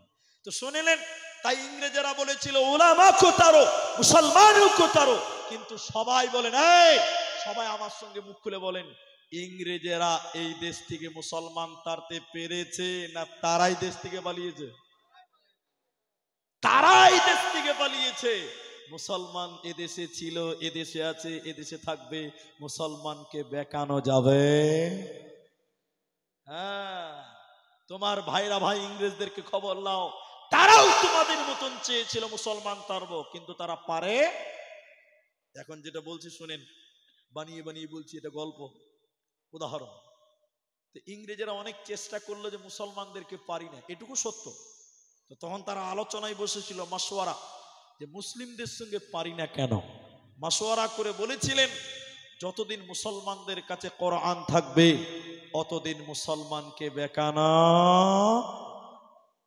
এখন যেটা বলবো এটা বানিয়ে বানিয়ে, তো মুসলমানদের কোরআনকে তেলে ডুবিয়ে দিতে হবে। বলে হ্যাঁ, এই আপনাদের আলতা দেখি মাদ্রাসা, এই যে মাদ্রাসাটা, একটা বেঈমান ইংরেজদের গোলাম, আমার মতন দাড়ি, আমার মতন টুপি, লম্বা পাঞ্জাবি, মুলবি সাহেব হয়ে গেছে। কিন্তু আসলে মুলবি সাহেব না, ডুপ্লিকেট, জাল মাল, এটা ডুপ্লিকেট মাল, জালিয়াতি করতে এসছে। এইটুকু বানিয়ে বলছি।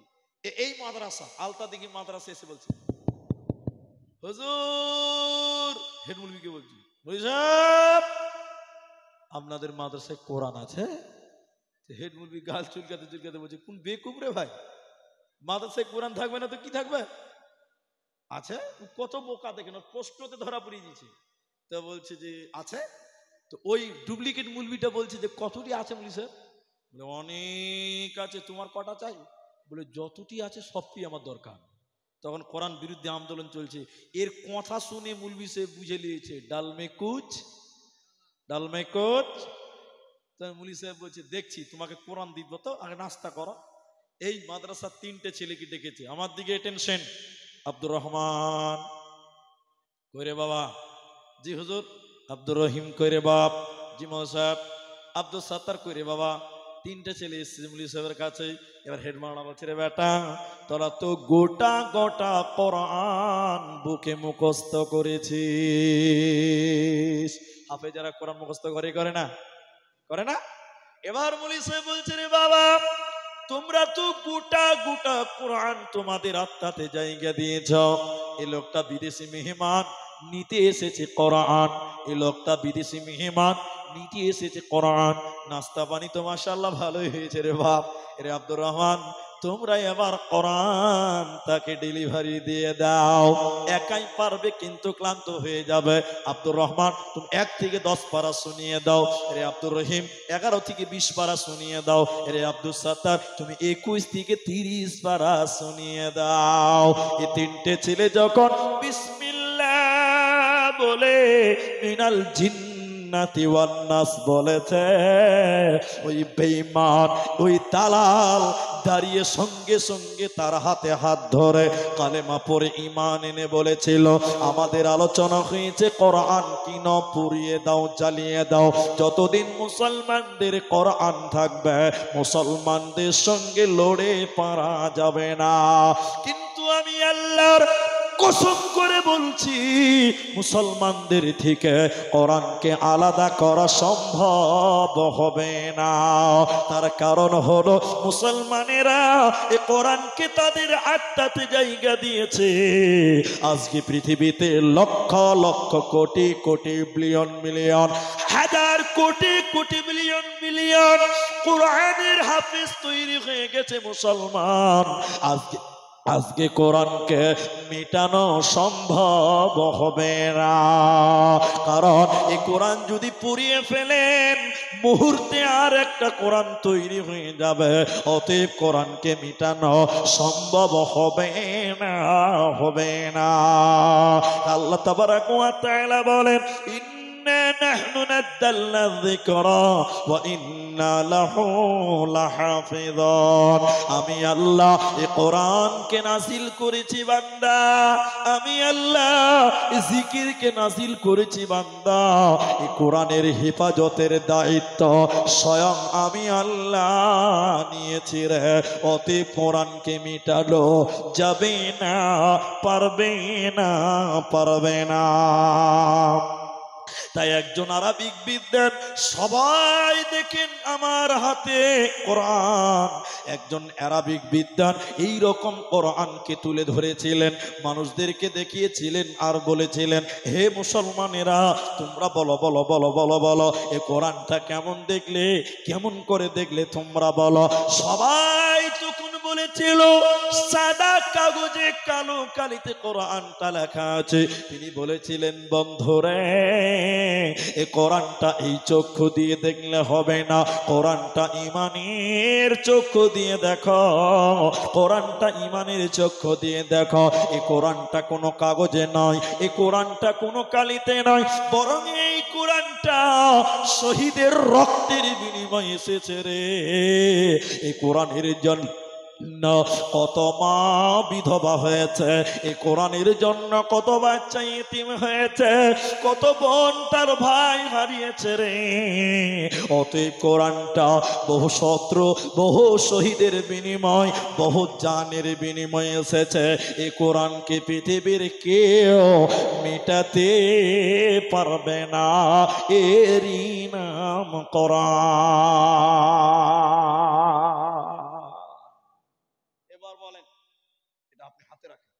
এবার আপনারা বলেন, এই কোরআনটা তাহলে আমাদের জানার দরকার আছে না নাই ভাই? কিছু লজ্জা পাবেন না ভাই, আমি অপমান করব না, আল্লাহর কসম করে বলছি, অপমান করার উদ্দেশ্য নয়, শুধু আমি জানতে চাইছি, দেখতে চাইছি কে কে কোরআন পড়তে পারেন, একটু হাত তোলেন। বাস, যিনি পারেন তিনি হাত তোলেন।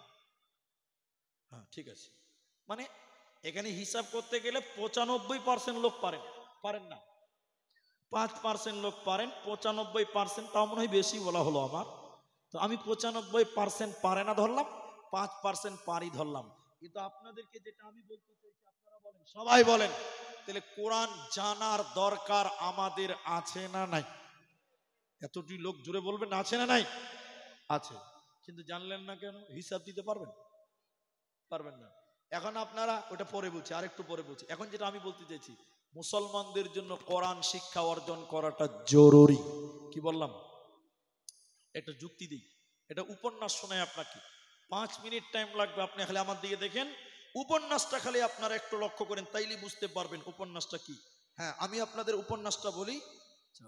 তো সেটা হচ্ছে কি, এক দার্শনিক গেছে ওই ফারাক্কা নদীতে ঘুরতে।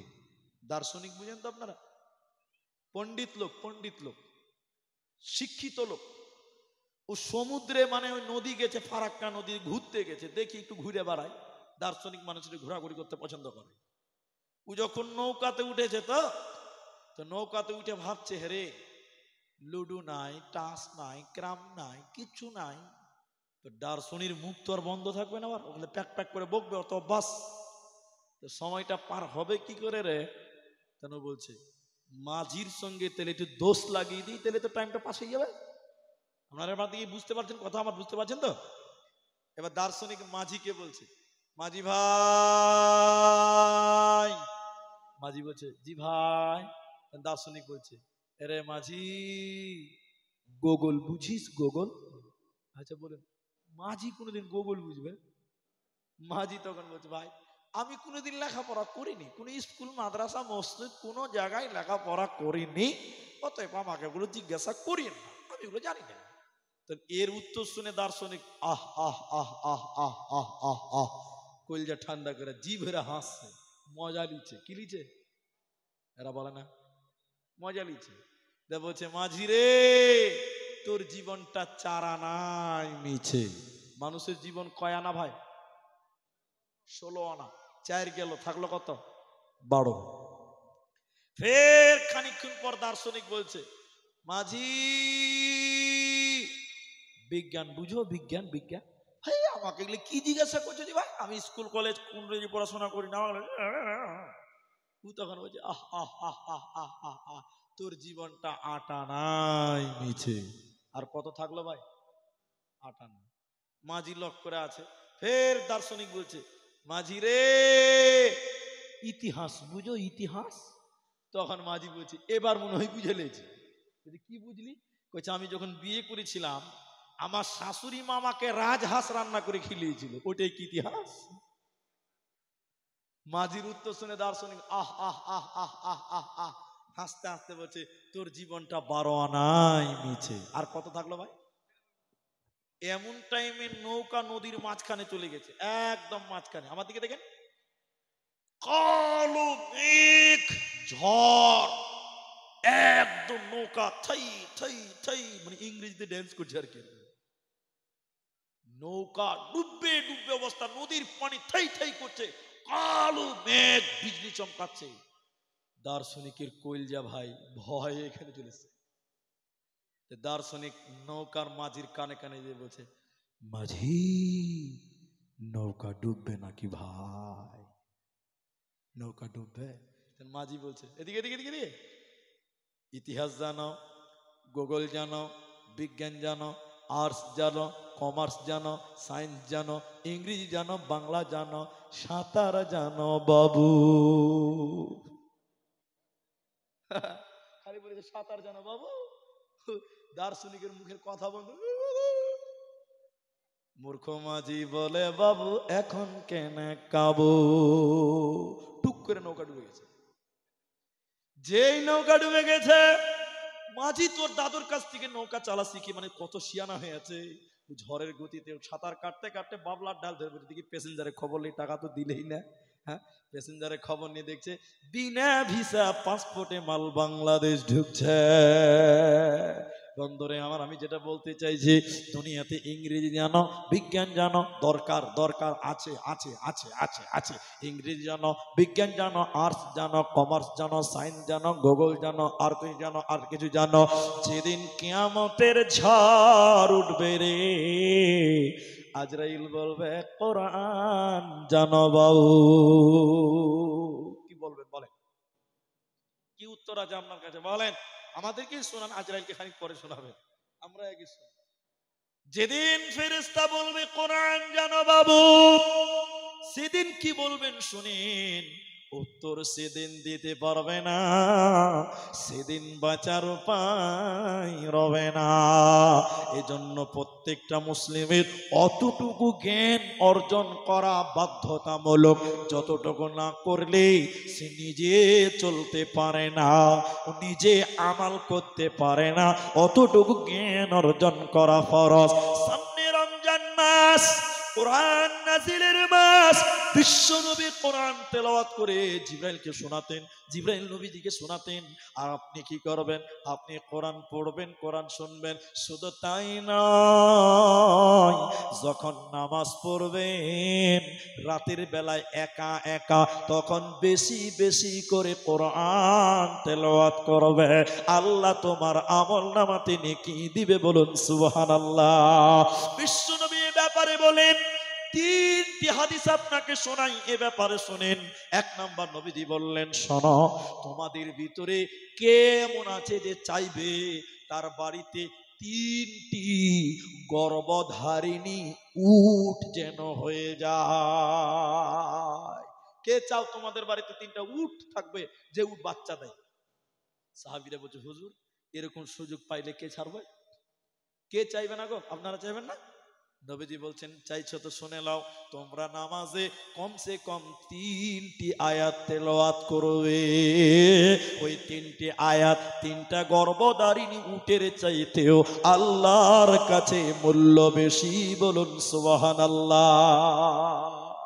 দ্বিতীয় নম্বরটা শোনেন এদিকে, দ্বিতীয় নম্বর শোনেন। নবীজি বললেন কেউ যদি নামাজে 10টা আয়াত তেলাওয়াত করে, কটা আয়াত? 10টা আয়াত। নবীজি বলছেন এই লোককে যেন অলস বলে গণ্য করা হবে না। কেউ যদি 100টা আয়াত তেলাওয়াত করে ওই লোককে ইবাদতকারী বলে গণ্য করা হবে। কেউ যদি 1000টা আয়াত তেলাওয়াত করে সুসংবাদ প্রাপ্ত লোকদের সঙ্গে তাকে শামিল করা হবে। এজন্য কোরআন যত পড়বেন তত নেকি হবে, কোরআন পড়বেন যত তত আমল নামায় নেকি চাপানো হবে। তামিম আদ-দারি তিনি বলেন, বিশ্ব নবী বলেছেন কোন মানুষ যদি রাতের বেলায় নামাজের ভিতরে 1000টা আয়াত তেলাওয়াত করে ওই লোকটা সারা রাত ইবাদত করলে যে নেকি হয় ওই নেকি তার আমল নামায় দিবে। তাহলে যতগুলো কথা বললাম সব আমাল সব আমাল সব আমাল। তাহলে কোরআন যত পড়বেন অত নেকি আমল নামায় দেবে, আর জান্নাত হবে তোমার ঠিকানা, তোমার কোনো চিন্তা রবে না। এবার আপনাদের সঙ্গে একটু ভেজাল লাগবে। ভেজালটা কোন জায়গাতে?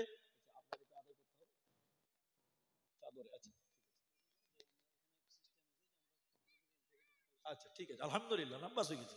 আপনাদের কাছে চাদর যাবে ভাই 10টা বাজে। এখন যদি আপনাদের বিরক্ত কেউ হবে না, আমি বক্তব্য থামাইনি। 10টা বাজে, 1 মিনিট কম 10টা বাজে। আপনারা যেটি মানুষ আছেন ভাই আমার, আপনাদেরকে উঠতেও হবে না, দানের কোনো সমস্যা নেই। আপনাদের কাছে চাদর যাবে, কেউ 500 দিবেন, কেউ 1000 দিবেন, কেউ 100 দিবেন, কেউ 10 টাকা দিবেন, যার যেমন সম্ভব তেমন দান আপনারা চাদরে দিবেন। তাহলে আপনাদেরও সুবিধা আর আমাদের বক্তব্য রাখতে কোনো অসুবিধা হবে না। এটাই খুব সুন্দর। হ্যাঁ ঠিক আছে ঠিক আছে, আপনি বসুন। আমি 10:30টায় নামবো, চলুন বসুন, আপনি বসুন। তো তাহলে আমি আমার বক্তব্যটা ওইভাবে নিয়ে যেতে পারবো। জি ওইদিকে দেন, ওইদিকে দেন, ওইদিকে দেন। তো আমি আপনাদের উঠতে হবে না, দান দিতে হবে না, ওই ভিতরে ভিতরে যারা যাবে তাদেরকে দিবেন, ঠিক আছে? আমি আমার বক্তব্য দেখি। এখন আপনাদেরকে জিজ্ঞাসা করছি, বক্তব্যের বিষয় কোরআন। পৃথিবীতে সবচেয়ে ভালো মানুষকে, ওদের জালসা চলবেই তো, ওদের জালসা চলবে, ওটা বন্ধ করতে পারবো না। আমি আমার নিজের বউকে থামাতে পারি না, তো লোকের বউ ওরা থামবে?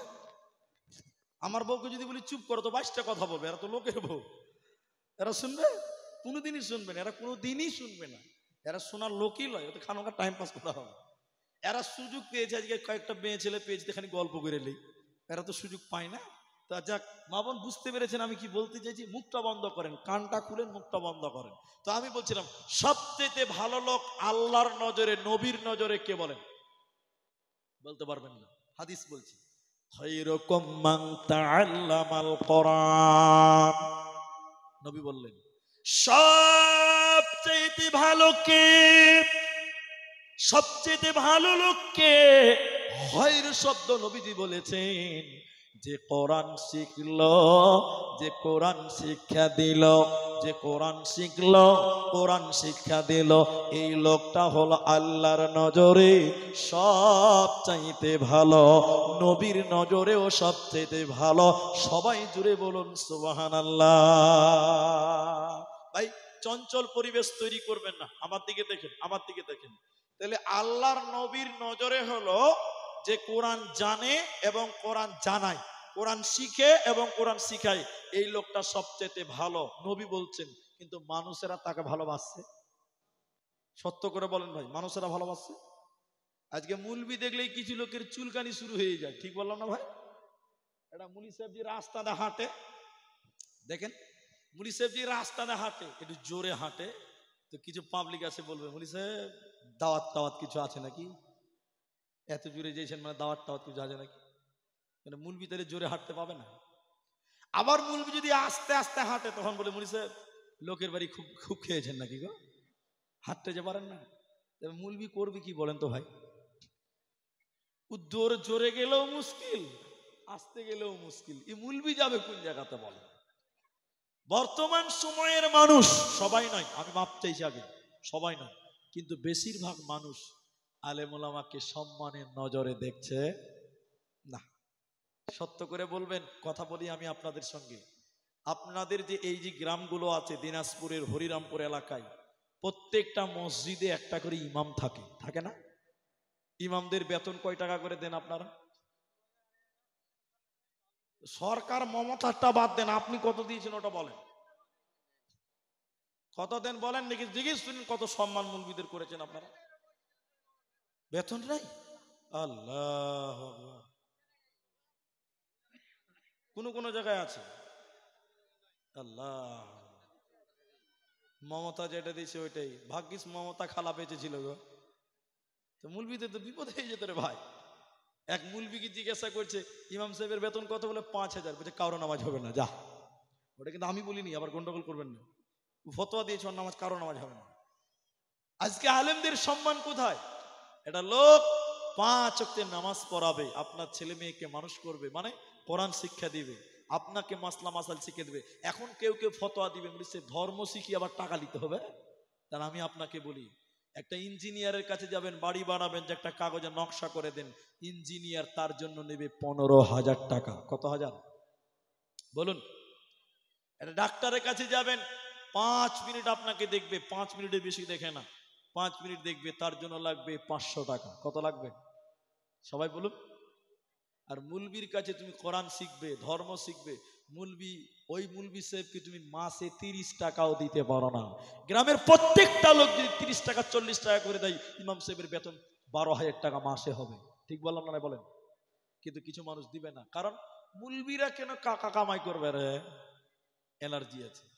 নবীজির হাদিস বলছিলাম, খায়রুকুম মান তাআল্লামাল কুরআনা, সবচাইতে ভালো যে তাআল্লামাল কুরআন, যে কোরআন শিখে, ওয়া আল্লামাহু, অপরকে শিক্ষা দেয়, এই লোক আল্লাহর নজরে, নবীর নজরে সবচাইতে ভালো। এজন্য সাহাবীরা বলতেন কি, তাআল্লামনাল ঈমান সুম্মা তাআল্লামনাল কুরআন। নবীজির সাহাবীরা বলতেন, নবীজি সর্বপ্রথম আমাদের ঈমান শিক্ষা দিয়েছে, এরই পরে আমাদের শিক্ষা দিয়েছে কোরআন। তাহলে ঈমানের পরে সাহাবীদের শিক্ষা দেওয়া হয়েছে কোরআন।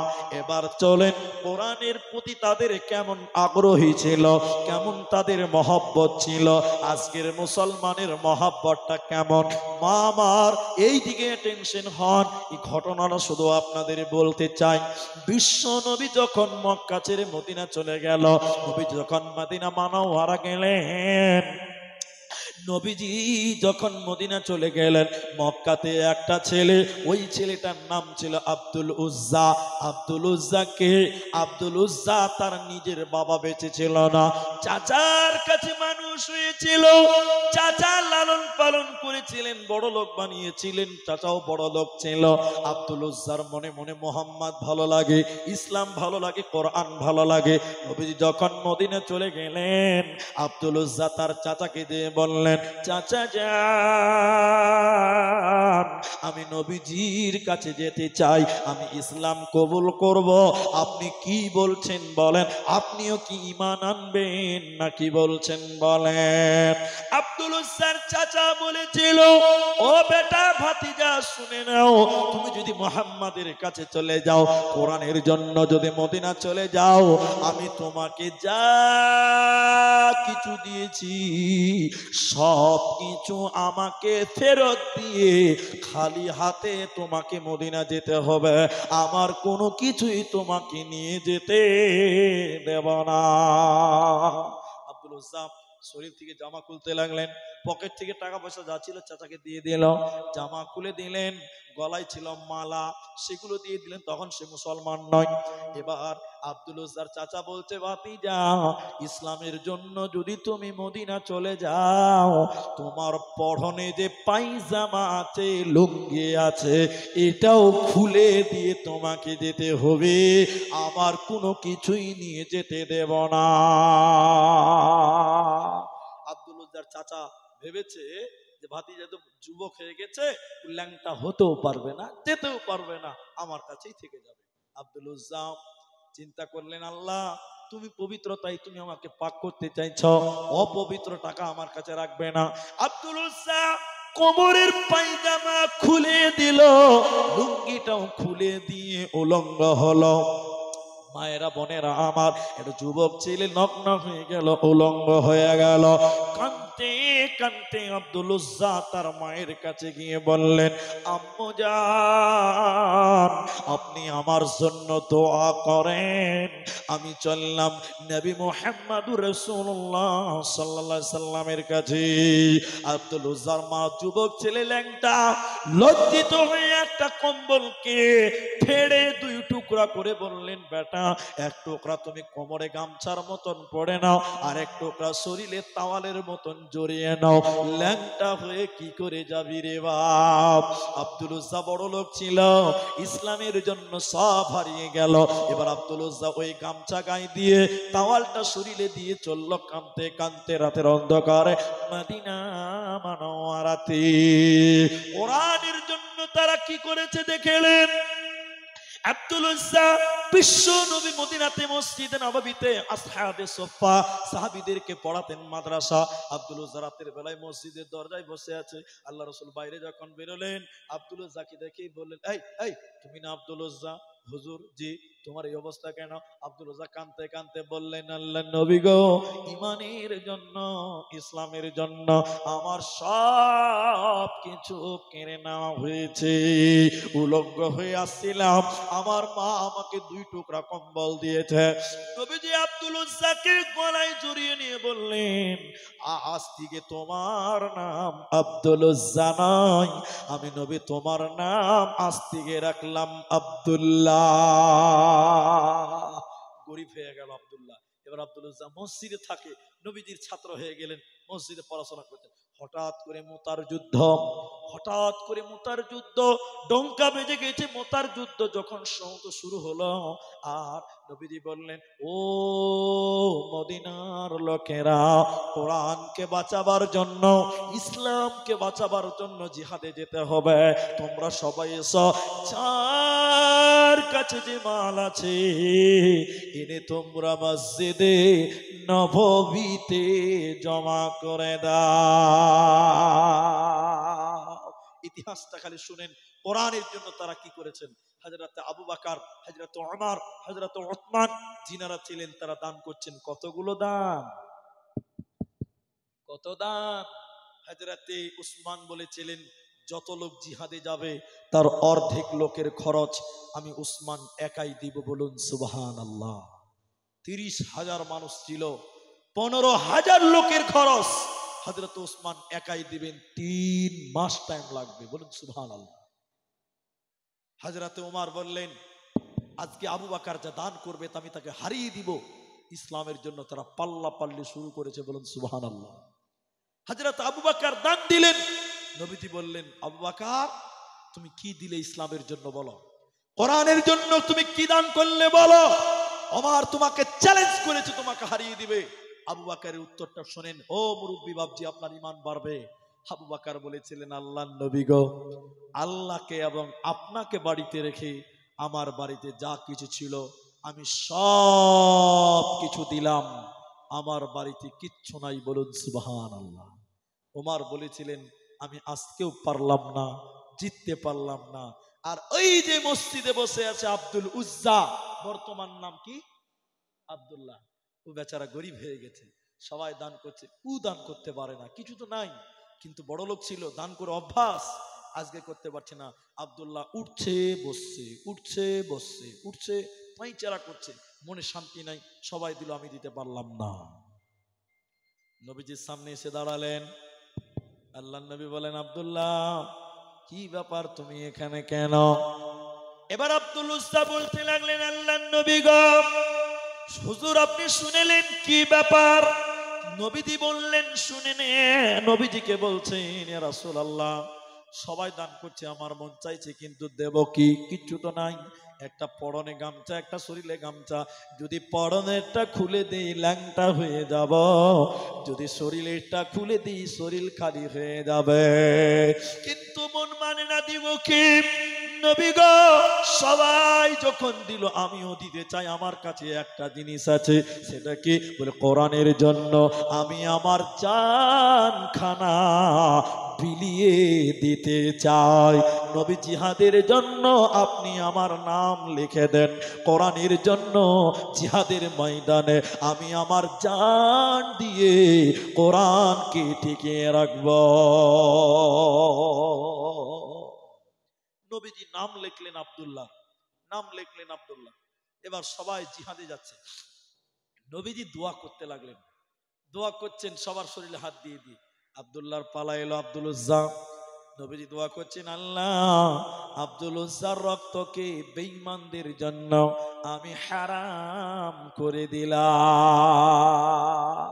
আব্দুল উজ্জা কাঁদতে কাঁদতে বলেছিলেন, ইয়া রাসূলুল্লাহ, উল্টো দোয়া করছেন কেন? উল্টো দোয়া করছেন কেন? আমি তো শহীদ হতে চাই কোরআনের জন্য, আমি আমার জান বিলিয়ে জান্নাতে হতে চাই। নবীজি বললেন, আব্দুল্লাহ রে, ইসলামের জন্য তুমি যে ত্যাগ স্বীকার করেছ, তুমি যদি ঘরে বসে মারা যাও, জ্বরেও তুমি যদি মারা যাও, আল্লাহ তোমাকে শহীদের মর্যাদা দিবে, তোমার কোনো চিন্তা না। জিহাদের ময়দানে ইসলামের জন্য, কোরআনের জন্য সাহাবীরা জীবন দিতে রাজি হয়ে গেলেন। বলবেন না সুবহানাল্লাহ? কিন্তু যুদ্ধ শেষ হতে চলল, এখনো শেষ হয়নি। আব্দুল উজ্জাকে কেউ মারতে পারে? কারণ নবী দোয়া করে দিয়েছে, তো মারতে পারবে না। হঠাৎ করে আব্দুল উজ্জার জ্বর, কালো জ্বর আব্দুল উজ্জার। এই জ্বরের কারণে শর্ট করে বলি, আব্দুল উজ্জা মারা গেলেও, আব্দুল উজ্জা মারা গেলেন, শহীদ হয়ে গেল। নবীজি এত দুঃখ পেয়েছিলেন, আব্দুল্লাহর জানাজায় স্বয়ং বিশ্ব নবী ইমামতি করেছিলেন। একটা মশাল, মশাল বুঝেন আপনারা? যেটা আগুন ধরিয়ে জোনাক করে, আগেকার জামানায় ছিল, এখন নেই। মশাল ধরালেন, আগুন আলা জ্বালালেন, আলা দেখাবার জন্য মশালটা দিলেন বেলালকে। বেলাল রে, তুমি আগুন দিয়ে আলা দেখাবে। সাহাবীরা আব্দুল্লাহর কবরে মাটি দিবে। সবাই লাইন ধরে কবরে যাচ্ছে। আব্দুল উজ্জা কবরে নামছে, আব্দুল্লাহ কবর নিয়ে যাচ্ছে, সাহাবীরা মাটি দেওয়ার জন্য যাচ্ছে। হযরতে বেলাল বলেন, কবরের ভিতর থেকে আওয়াজ বের হচ্ছে, ও রাসূলের সাহাবীরা, তোমরা আব্দুল্লাহকে কবরে কষ্ট দিয়ে নামায় না। ভেতর থেকে আওয়াজ আসছে। হযরতে বেলাল, আব্দুল্লাহ ইবনে মাসউদ দুইজন বলছেন, আমরা তাড়াতাড়ি সামনে গিয়ে দেখলাম কবরের ভিতরে কে কথা বলে, গলাটা চেনা চেনা লাগছে। তিনারা বললেন, স্বয়ং বিশ্ব নবী আব্দুল উজ্জার লাশ ধরার জন্য কবরে লাশ ধরার জন্য নেমেছে। আর তিনি বলতেন, তোমরা তোমাদের ভাই আব্দুল উজ্জাকে কষ্ট দিয়ে কবরে নামায় না। কবরে লাশ নামানো হলো। নবীজি কাঁদতে কাঁদতে বললেন, আল্লাহ, আজ সন্ধ্যা পর্যন্ত আমি আব্দুল্লাহর উপরে রাজি ছিলাম, আব্দুল উজ্জার উপরে রাজি ছিলাম। আল্লাহ, তুমিও তার প্রতি রাজি হয়ে যাও।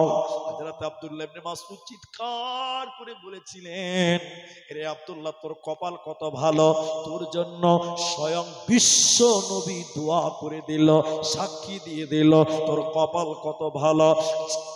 যে ব্যক্তি, মুহাদ্দিসিনগণ বলেন, কোরআনের জন্য অগ্রসর হয়, কোরআনের জন্য তারা আগে যায় যারা, ওদের জন্য কিয়ামত পর্যন্ত নবী দোয়া করতে থাকবেন এবং তার সম্মান ইহকাল পরকালে আল্লাহ বৃদ্ধি করবেন। এই জন্য মুসলমান, তুমি কোরআনের সঙ্গে সম্পর্ক রাখো, কোরআনের সঙ্গে মহব্বত করো, কোরআনকে তুমি মহব্বত করো, আর বেশি বেশি তেলাওয়াত করো কোরআন। যারা কোরআন পড়তে পারেন না তাদেরকে এবার বলবো, তাদের কি করণীয় আছে? যারা কোরআন পড়তে পারেন না আপনারা কি করবেন? আপনাদের করণীয় কি আছে? আছে, আপনাদেরও করণীয় আছে। শোনেন, যিনি কোরআন পড়বে আপনি তার পার্শ্বে বসে বসে কোরআন পড়বেন, শুনবেন। আপনি, উনি পড়লে নেকি পাবে, আপনি শুনলেও নেকি পাবেন। বলুন সুবহানাল্লাহ। রমজান মাস আসছে, মুসলমান ছেলে মেয়েদেরকে কোরআন শিখাবেন, বাড়িতে কোরআন তেলাওয়াত হবে, আপনি মসজিদে মুলবি সাহেবের কাছে দিয়ে কোরআন শিখবেন। একেবারেই যারা পারেন না তাদের জন্য সুসংবাদ, সুসংবাদ, সুসংবাদ। আমার দিকে দেখেন, নবীজি বলছেন কেউ যদি 3 বার সূরা ইখলাস তেলাওয়াত করে, ইখলাস মানে বুঝেন তো?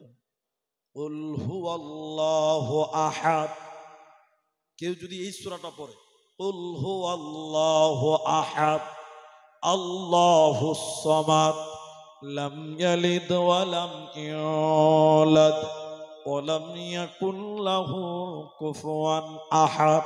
নবী বলেন কেউ যদি এই সূরা 3 বার দিনে তেলাওয়াত করে, গোটা কোরআন খতম করলে যে নেকি হয়, ওই নেকি তার আমল নামায় দেওয়া হবে। বলুন সুবহানাল্লাহ। কিছুই জানেন না, সূরা ইখলাসও কি জানেন না? কোরআনের এক এক সূরার এক এক মর্যাদা আছে, এক এক সূরার এক একটা কি আছে বললাম, মর্যাদা আছে। যেমন রাতের বেলায় ঘুমাতে যান, নবী বলেন রাতের বেলায় ঘুমাতে যান, জিকির করবেন, তেলাওয়াত করবেন। তেলাওয়াত কি? সূরা নাস, সূরা ফালাক, সূরা ইখলাস, সূরা কাফিরুন, এগুলো আপনি তেলাওয়াত করবেন, নির্দিষ্ট দোয়া পড়বেন। শুধু তাই নয়, কেউ যদি রাত্রি বেলায় শোয়ার আগে সূরা মুলক তেলাওয়াত করে, আতাবারাকাল্লাযী বিয়াদিহিল মুলক, নবী বলেন এই লোকের কবরে শাস্তি হবে না। বলুন সুবহানাল্লাহ। এখন আপনার ছেলেটা 5 বছর, এই ছেলেটা 3 বছর, কোরআন পড়তে পারে না, পারবেও না, বয়স হয়নি। আপনি মা, আপনি পড়বেন, আপনি পড়বেন, শোনাবেন। কিন্তু এখনকার মায়েরা ভাই কোরআন শোনায় না। ছেলে যখন ঘুমাতে যাচ্ছে বলছে বেটা দোয়া পড়ো, বলে দোয়া কি? বলে গুড নাইট। ইংরেজিতে দোয়া চলছে, দোয়া নেই। আল্লাহুম্মা বিসমিকা মুতওয়াহিয়া, দোয়া নেই। এই কোরআনের প্রত্যেকটা এক একটা সূরার এক একটা মুজিজা আছে। সর্বশেষ যে পাঠটা আপনাকে শোনাতে চাই, এই কোরআন সম্পর্কে আলোচনা করতে যে কোরআনের আর একটা সূরা আছে, সূরাটার নাম সূরা ফাতিহা। ওই ফাতিহার নাম হলো শিফা। কোরআনের আর একটা নাম শিফা। কি বললাম? শিফা মানে আরোগ্য দানকারী। কোরআন দিয়ে, আমি বলেছি তাবিজ নয়, কোরআন দিয়ে ঝাড়ফুঁক করতে হবে। কি করতে হবে? শোনেন, কাজে লাগবে। এটা শেষ পাঠ। আমি আপনাদের জন্য দোয়া করার অন্তিম মুহূর্তে গুরুত্বপূর্ণ কথা বলি। আপনার ছেলেটা কান্নাকাটি করছে, মুলবি সাহেবের কাছে যে তেল নিয়ে গেছেন, যে মুলবি সাহেব একটু ফু দিয়ে দাও। আপনি ইমাম সাহেবের কাছে যে বলছে মুলবি সাহেব একটু ঝেড়ে দাও। আজ থেকে মুলবির কাছে যেতে হবে না, আপনি নিজেই কবিরাজ হয়ে যাবেন, নিজেই ঝাপতে পারবেন। হাদিসের ভিতরে হচ্ছে সূরা ফাতিহা, এক এক সূরার এক এক গুরুত্ব। শুধুমাত্র সূরা ফাতিহা 360টা রোগের শিফা দান করতে পারে। বলুন সুবহানাল্লাহ। যেমন এমন হাদিস শোনাই, শোনেন। আল্লাহর নবী কিছু সাহাবীকে পাঠালেন অন্য দেশে, বিদেশে। তখন ইসলাম স্বাধীন হয়নি, মক্কা স্বাধীন হয়নি। নবী যেটা চিঠি পাঠিয়েছিলেন ওই দেশের বাদশাকে দিবে, ওই চিঠিতে নবী যে আবেদন করেছিলেন যে আমার এই লোকগুলোকে আপনার দেশে পাঠালাম, আপনি তাদের সহযোগিতা করবেন, তাদের থাকা খাওয়ার ব্যবস্থা করবেন।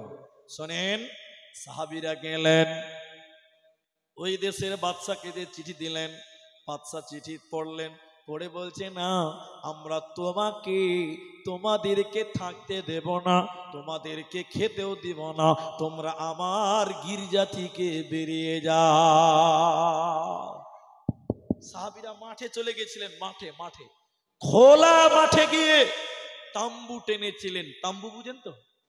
তাম্বু টানিয়ে সাহাবীরা সেখানে রাত দিন পার করছে, কারণ দেশ থেকে চলে এসেছে, এদেশেও থাকতে দিচ্ছে না, খেতে দিচ্ছে না, কষ্ট করে তারা রাত পার করছে।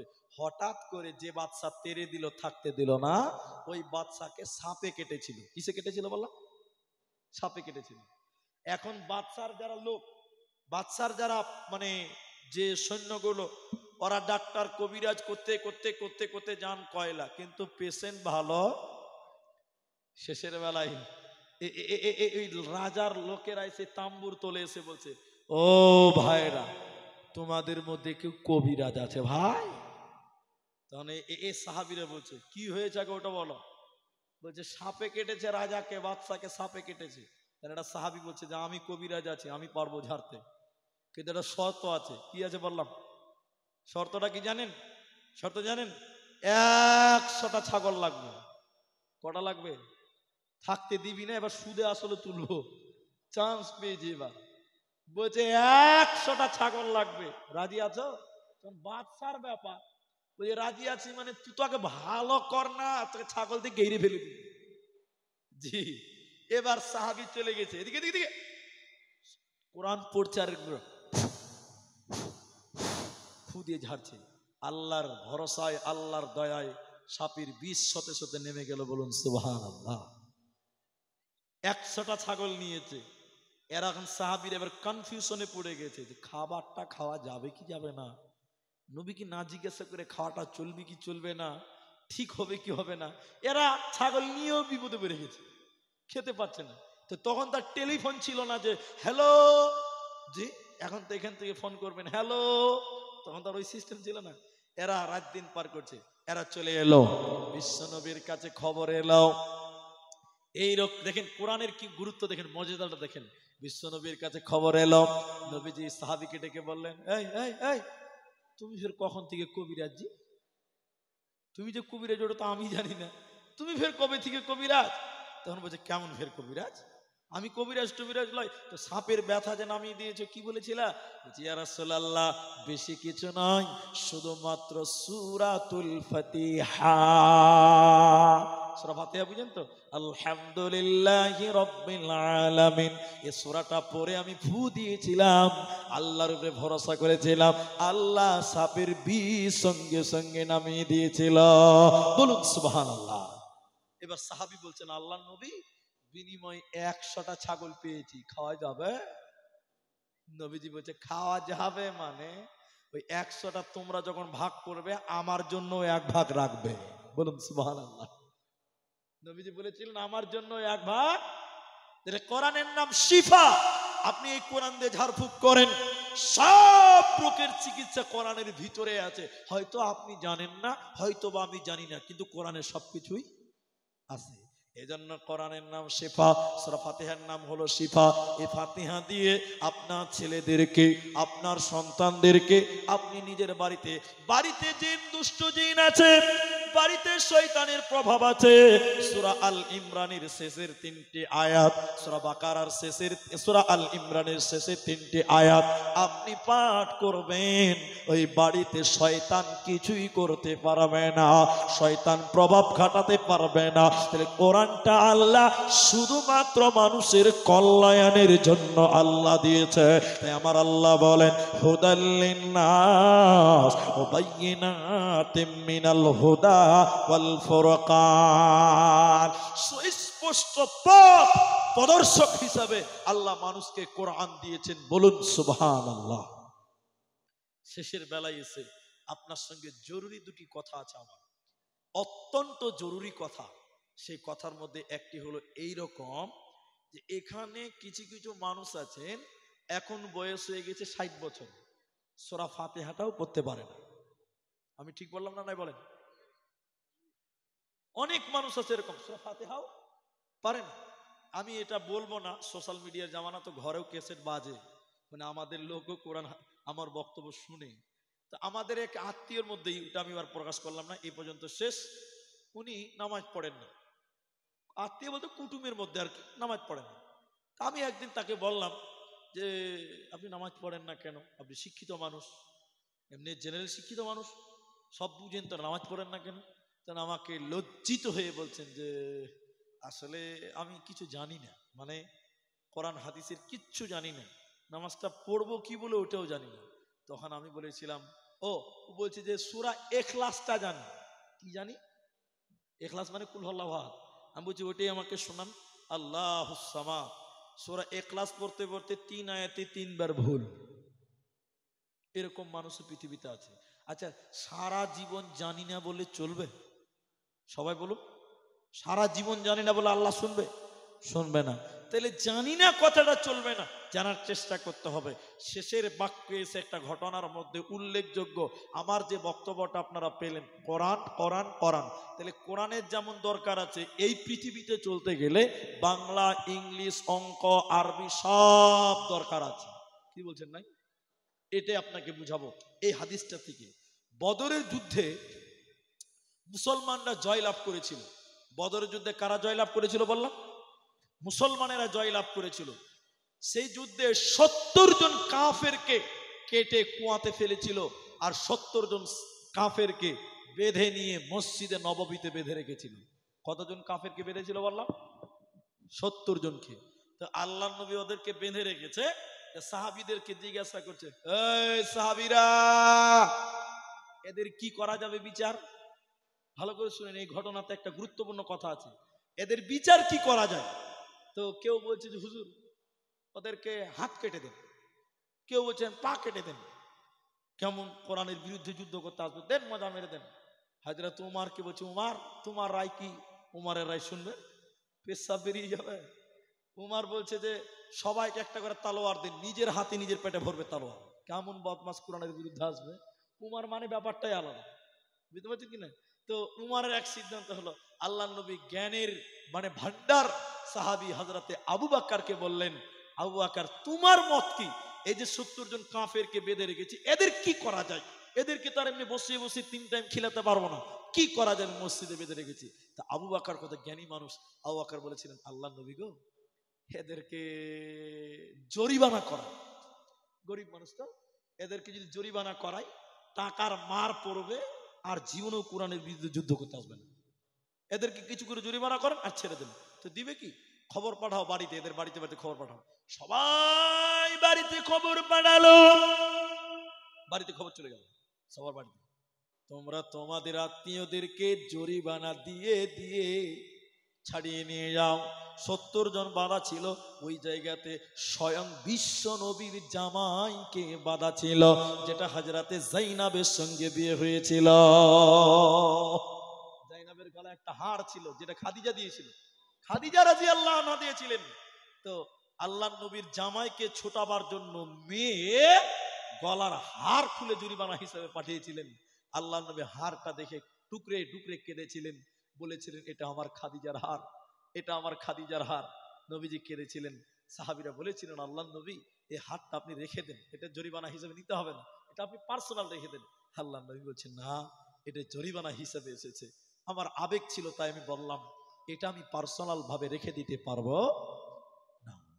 সবাই ছাড়িয়ে নিয়ে যাচ্ছে, কিন্তু কিছু কিছু লোক ছিল, পরনে জামা ছিল না, কাপড় ছিল না, তাহলে এরা বাঁচবে কি করে? এরা কি করে বাঁচবে? এরা জরিমানা দিবে কি করে? পরনে জামাই নাই ভালো করে। তখন কি করা যায়? নবীজি ওদেরকে ডাকলেন, এই যেটা বলতে যে শোনেন। নবীদেরকে ডেকে বললেন, ও কাফির মুশরিকেরা, তোমরা বলো তোমরা লেখা পড়া জানো? যেটা বলতে চাইছি এটা এখন পেলাম, তোমরা লেখা পড়া জানো? তারা বলছে জি জানি। আচ্ছা, ওরা তো মুসলমান নয়, ওরা তো মুসলমান নয়, ওরা কি মুসলমান না? তাহলে ওরা লেখাপড়া জানে মানে কি? কোরআন হাদিস না, সে জামানায় যা শিক্ষা ছিল ওইটা ওরা জানে। নবীজি বললেন, তোমরা লেখাপড়া জানো, তারা বললেন জি লেখাপড়া জানে।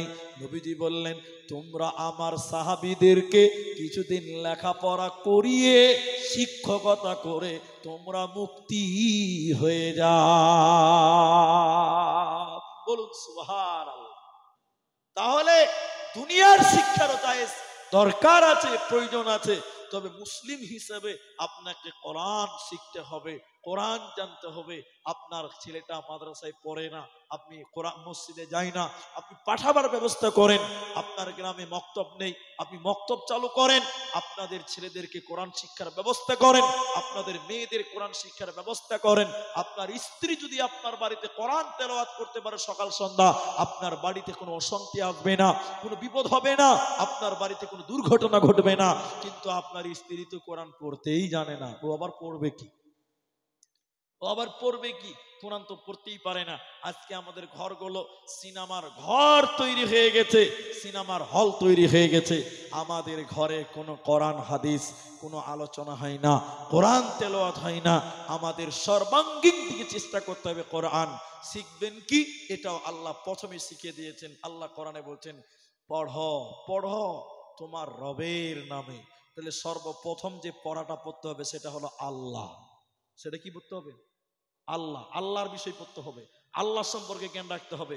এই জন্য আল্লাহ রাসূল বলছেন, আল্লাহ বলছেন ফা'লাম, জ্ঞান অর্জন করো, আন্নাহু লা ইলাহা ইল্লাল্লাহ, আল্লাহ ছাড়া কোনো মাবুদ নাই। আল্লাহ সম্পর্কে জ্ঞান অর্জন করো। তাহলে সর্বপ্রথম তোমাকে জ্ঞান অর্জন করতে হবে কোরআনের। তাই সাহাবীরা বলতেন তাআল্লামনাল ঈমান সুম্মা তাআল্লামনাল কোরআন, আমরা সর্বপ্রথম ঈমান এনেছি, এরপরে পরে আমরা কোরআন শিক্ষা অর্জন করেছি। তাহলে প্রতিটি মুমিনের, প্রতিটি মুসলমানের রন্ধে রন্ধে অঙ্গে অঙ্গে থাকতে হবে কোরআন। সাহাবীদেরকে জিজ্ঞাসা করা হতো, এই এই এই তোমরা কি করো? মিলেন একটু মিলেন, তোমরা কি করো? কারা বলতেন? কাফেরেরা। তোমরা তো নাকি মুসলমান হয়েছো, তো তোমরা কি করো? মুসলমানরা করে কি? সাহাবীরা বলতেন আমরা কি করি? কোরআনে যা আছে আমরা তাই করি। বলুন সুবহানাল্লাহ। আবার ওরা মশকরা করতো, তারা ঠাট্টা করে বলতো কোরআনে কি আছে? বলে আমরা যা করি তাই কোরআনে আছে। বলুন সুবহানাল্লাহ। কতটা মিল ছিল কোরআনের সঙ্গে। তারা কোরআন ছাড়া কিচ্ছু বুঝতো না। আর এখনকার মুসলমানদেরকে জিজ্ঞাসা করেন তো, এই এই এই তোমরা কি করো ভাই? এখনকার মুসলমান বলবে যেটা কোরআনে নাই ওটাই আমরা করি। আমাদের সঙ্গে কোরআনের কোনো সম্পর্ক আছে? ইতিহাস বলতে চাই আপনারা, আমি আর এই 2-4-10 মিনিট 5 মিনিট যা আছি শেষ ইতিহাসটা বলবো এই ব্যাপারে। আমরা কোরআন এত সুন্দর পেলাম কি করে? নবীজি, আল্লাহ তো আর এইভাবে কোরআন দেয়নি, এভাবে দিয়েছে? এরা বলে না দিয়েছে এভাবে? এইভাবে দেয়নি। তাহলে আমরা কোরআনটা পেলাম এত সহজ করে, এত সুন্দর করে, কেমন করে? আমার দিকে দেখেন, এটা নিজামিয়া মাদ্রাসা না হাফিজিয়া মাদ্রাসা? নিজামিয়া মাদ্রাসা। যেগুলো হাফিজিয়া মাদ্রাসা, এখনো আজকের পৃথিবীতেও ছাত্ররা কোরআন মুখস্থ পৃথিবীর বিভিন্ন মাদ্রাসায় করে। এক নাম্বার, কোরআন এত সুন্দর করে আমাদের এসেছে এইভাবে মুখস্থর মাধ্যম দিয়ে। কিসের মাধ্যম দিয়ে বললাম? মুখস্থর মাধ্যমে। 2, লেখার মাধ্যমে। সাহাবীদের জামানা থেকেই কোরআন সাহাবীরা লিখতেন একটা একটা করে আয়াত। নবীজির কাছে যখন কোরআন নাসিল হতো তখনই বিশ্ব নবী সাহাবীদেরকে শোনাতেন।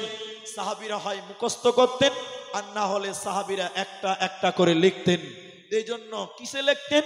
গাছের পাতাতে, গাছের চামড়াতে, গাছের পাতাতে কোরআন লিখতেন। সেগুলো লিখে লিখে লিখে লিখে বিভিন্ন জনের কাছে বিভিন্ন ভাবে ছিল।